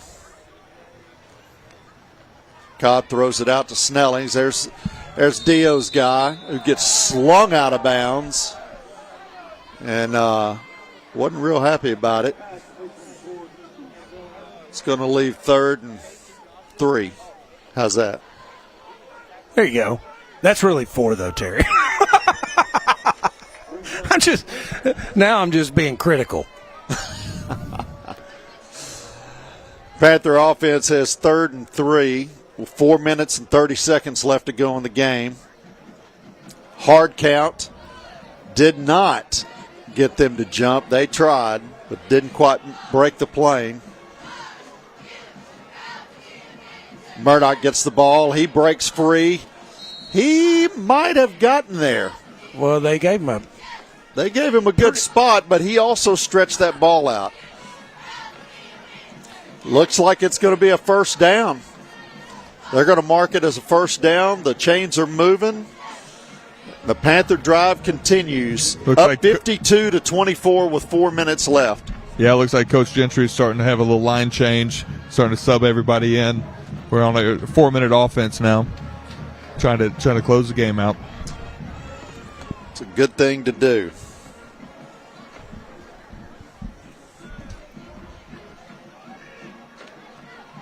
Oh, I thought they were running an option. So did the defense. Well, I think they were. I think isn't that the new triple option, Justin?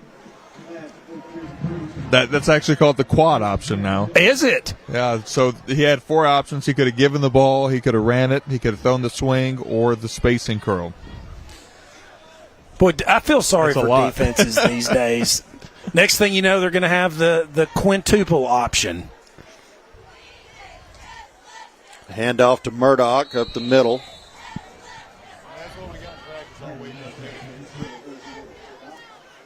Murdoch's going to carry for about 2 yards. Leaves 2nd and 8. Clock still running. 3 minutes left to go.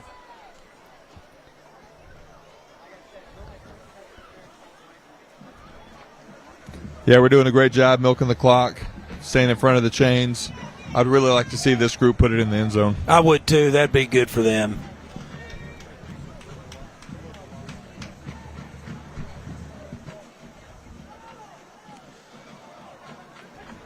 Cloud in motion. Hands off to Murdoch. Murdoch's not going to find anywhere to run. But more importantly, 30 seconds comes off that clock. Panthers will face 3rd down and 9 with about 2 minutes and 20 seconds left. Yeah, we've got about a 5-second differential on the play clock, so we should get under the 2-minute mark before they have to snap this ball. Drew Harris patiently watching the clock as he calls the plays in.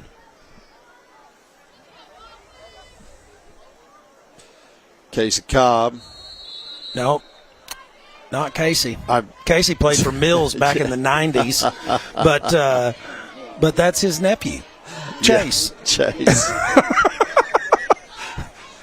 I'm starting to tell my age. So the Panthers will face 4th down. 4th and 10. A minute 30 to go in the game.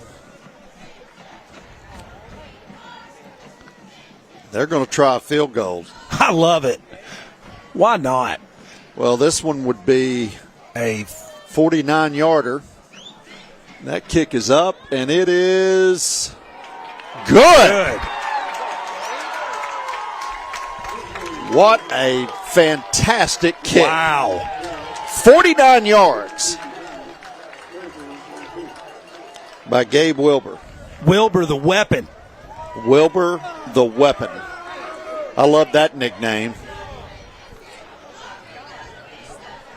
So the Panthers take a 55-24 lead with 1 minute and 9 seconds left to go in the game. Boys, it's time to start thinking about players of the game. Well, that's one of them. We got a lot of options.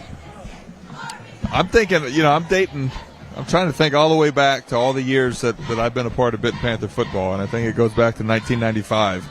And I can't think of any kicker that has started the season as hot as Wilbur has. I mean, he is a weapon. Theo has mentioned him a whole lot, but is he 100% on field goals? No, he's had one. He had one miss, and I can't remember which game it was. But that's his 7th in the end zone on kickoffs. That is a weapon, and he's hit at least 2 or 3 field goals outside of 40 yards, right? Yeah, he had a 43-yarder, I believe. Jim's so good at knowing which game it was. It all is a blur to me. But he hit one at Bryant. Yeah, that was the 43, I believe. And then that was that 49? That was a 49-yarder. Golly, that is unreal. That last Panther drive was 8 plays for 22 yards.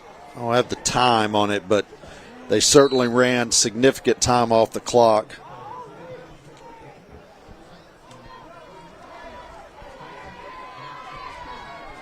Really good showing by the Panthers tonight. Well, little Saline County score update. Harmony Grove beats Ashdown 62-19. I think Wilbur missed one in the Salt Bowl. I think that was his miss, is in the Salt Bowl. It was. It was 1 of 2. Hot Springs ended up beating Parkview. Jim just sent me a text, said he was 1 of 2 versus Bryant. Yeah. I knew he had missed one, but that was I couldn't remember which game it was. Handoff up the middle. That should probably That's do it probably going to do it. The players are headed to the sidelines, and we're going to watch the last 20 seconds roll off the clock and all celebrate because Jim will be back next week.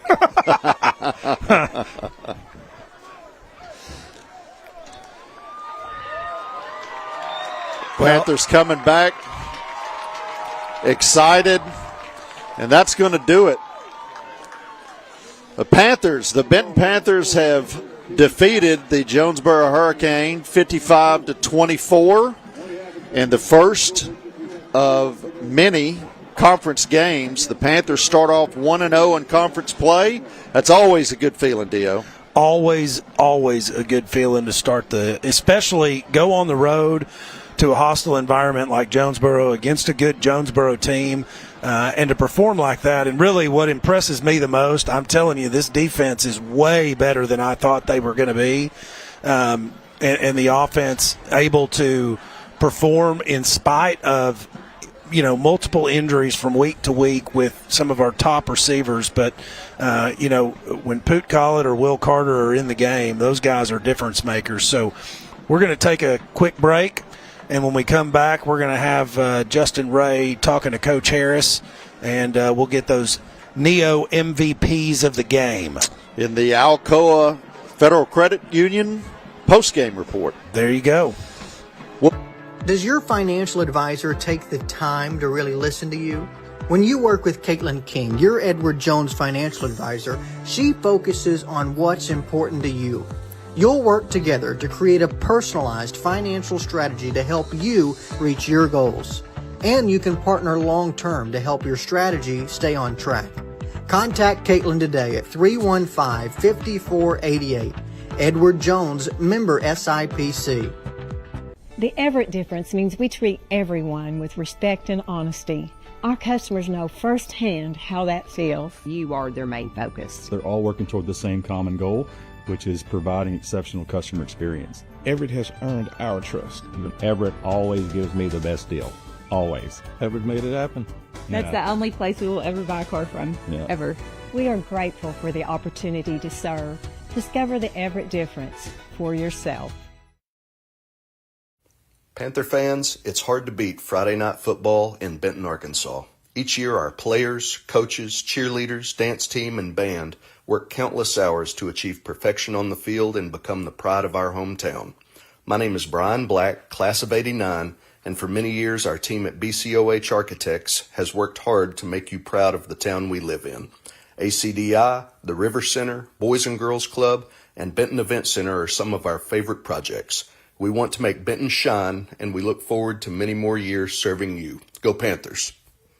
Hi, I'm Miranda Kirkendall, owner and advanced nurse injector here at Solux Aesthetics in the heart of downtown Benton. I've had the pleasure of serving our community for the last 4 years. At Solux, it's not about changing who you are, it's about making you feel comfortable and confident in your own skin with the results that look natural and true to you. Whether it's Botox, filler, or skin treatment, I focus on results that look fresh, natural, and unique. I'd love for you to stop by and see me at 149 South Market Street or give me a call at 501-249-4177. Welcome back to the Alcoa Community Federal Credit Union post-game report. And D.O., the Panthers win this one 55-24, and it's time for the Neo Home Loans Player of the Game. Players of the game. Well, if we start with offense, I mean, it is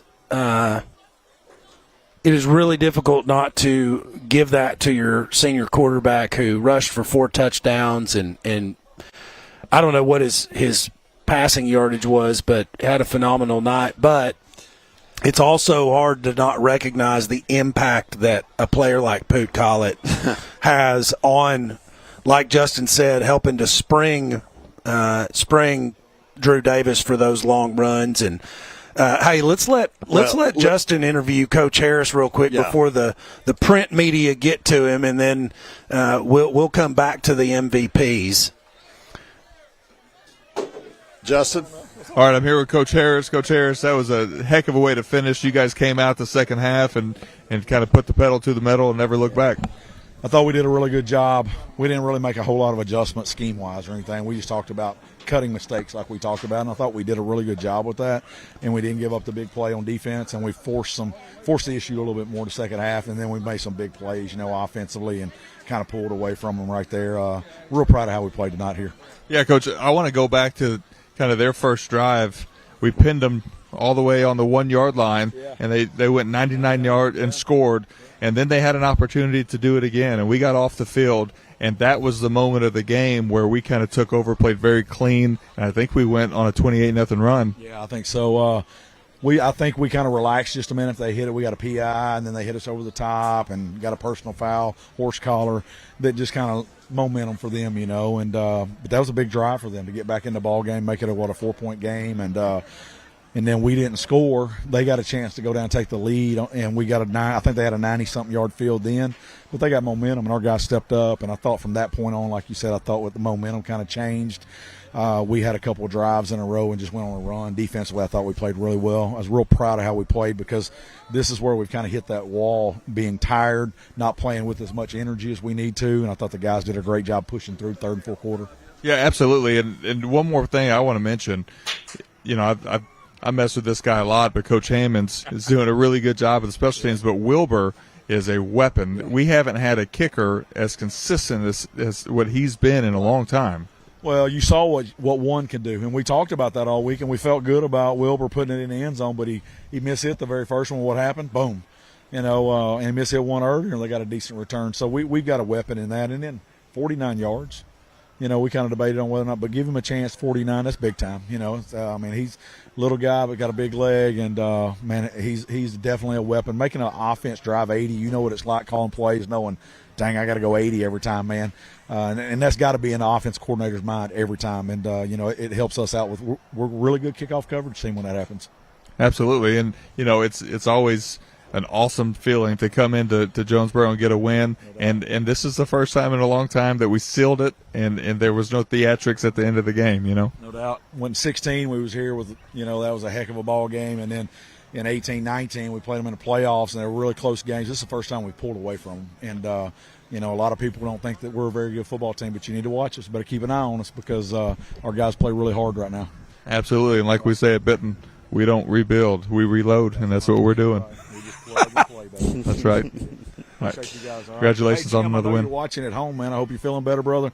All right, we love you. All right, we'll see you next week, man. Okay. All right. Appreciate you, man. Coach Harris giving out the love to our main man, Jim Gardner, who we miss desperately, and we're glad that he's feeling better and at least enough to keep stats. And one stat that he sent me, Dio, Poot Collett, 7 catches, 148 yards, and a touchdown. That's a pretty solid debut coming back after that injury. Yeah, and I mean, we would be remiss to not recognize those blocks. You don't get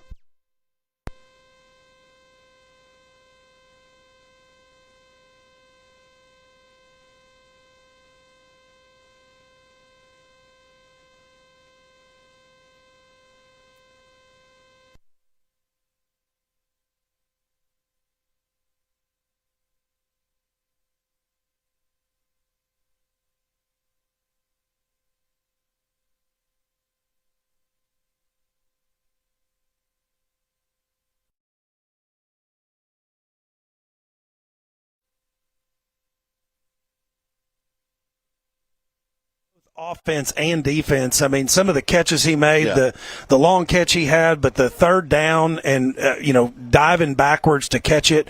Corey Anderson kind of coming into his own. Hopefully we'll be able to award him that MVP in coming weeks.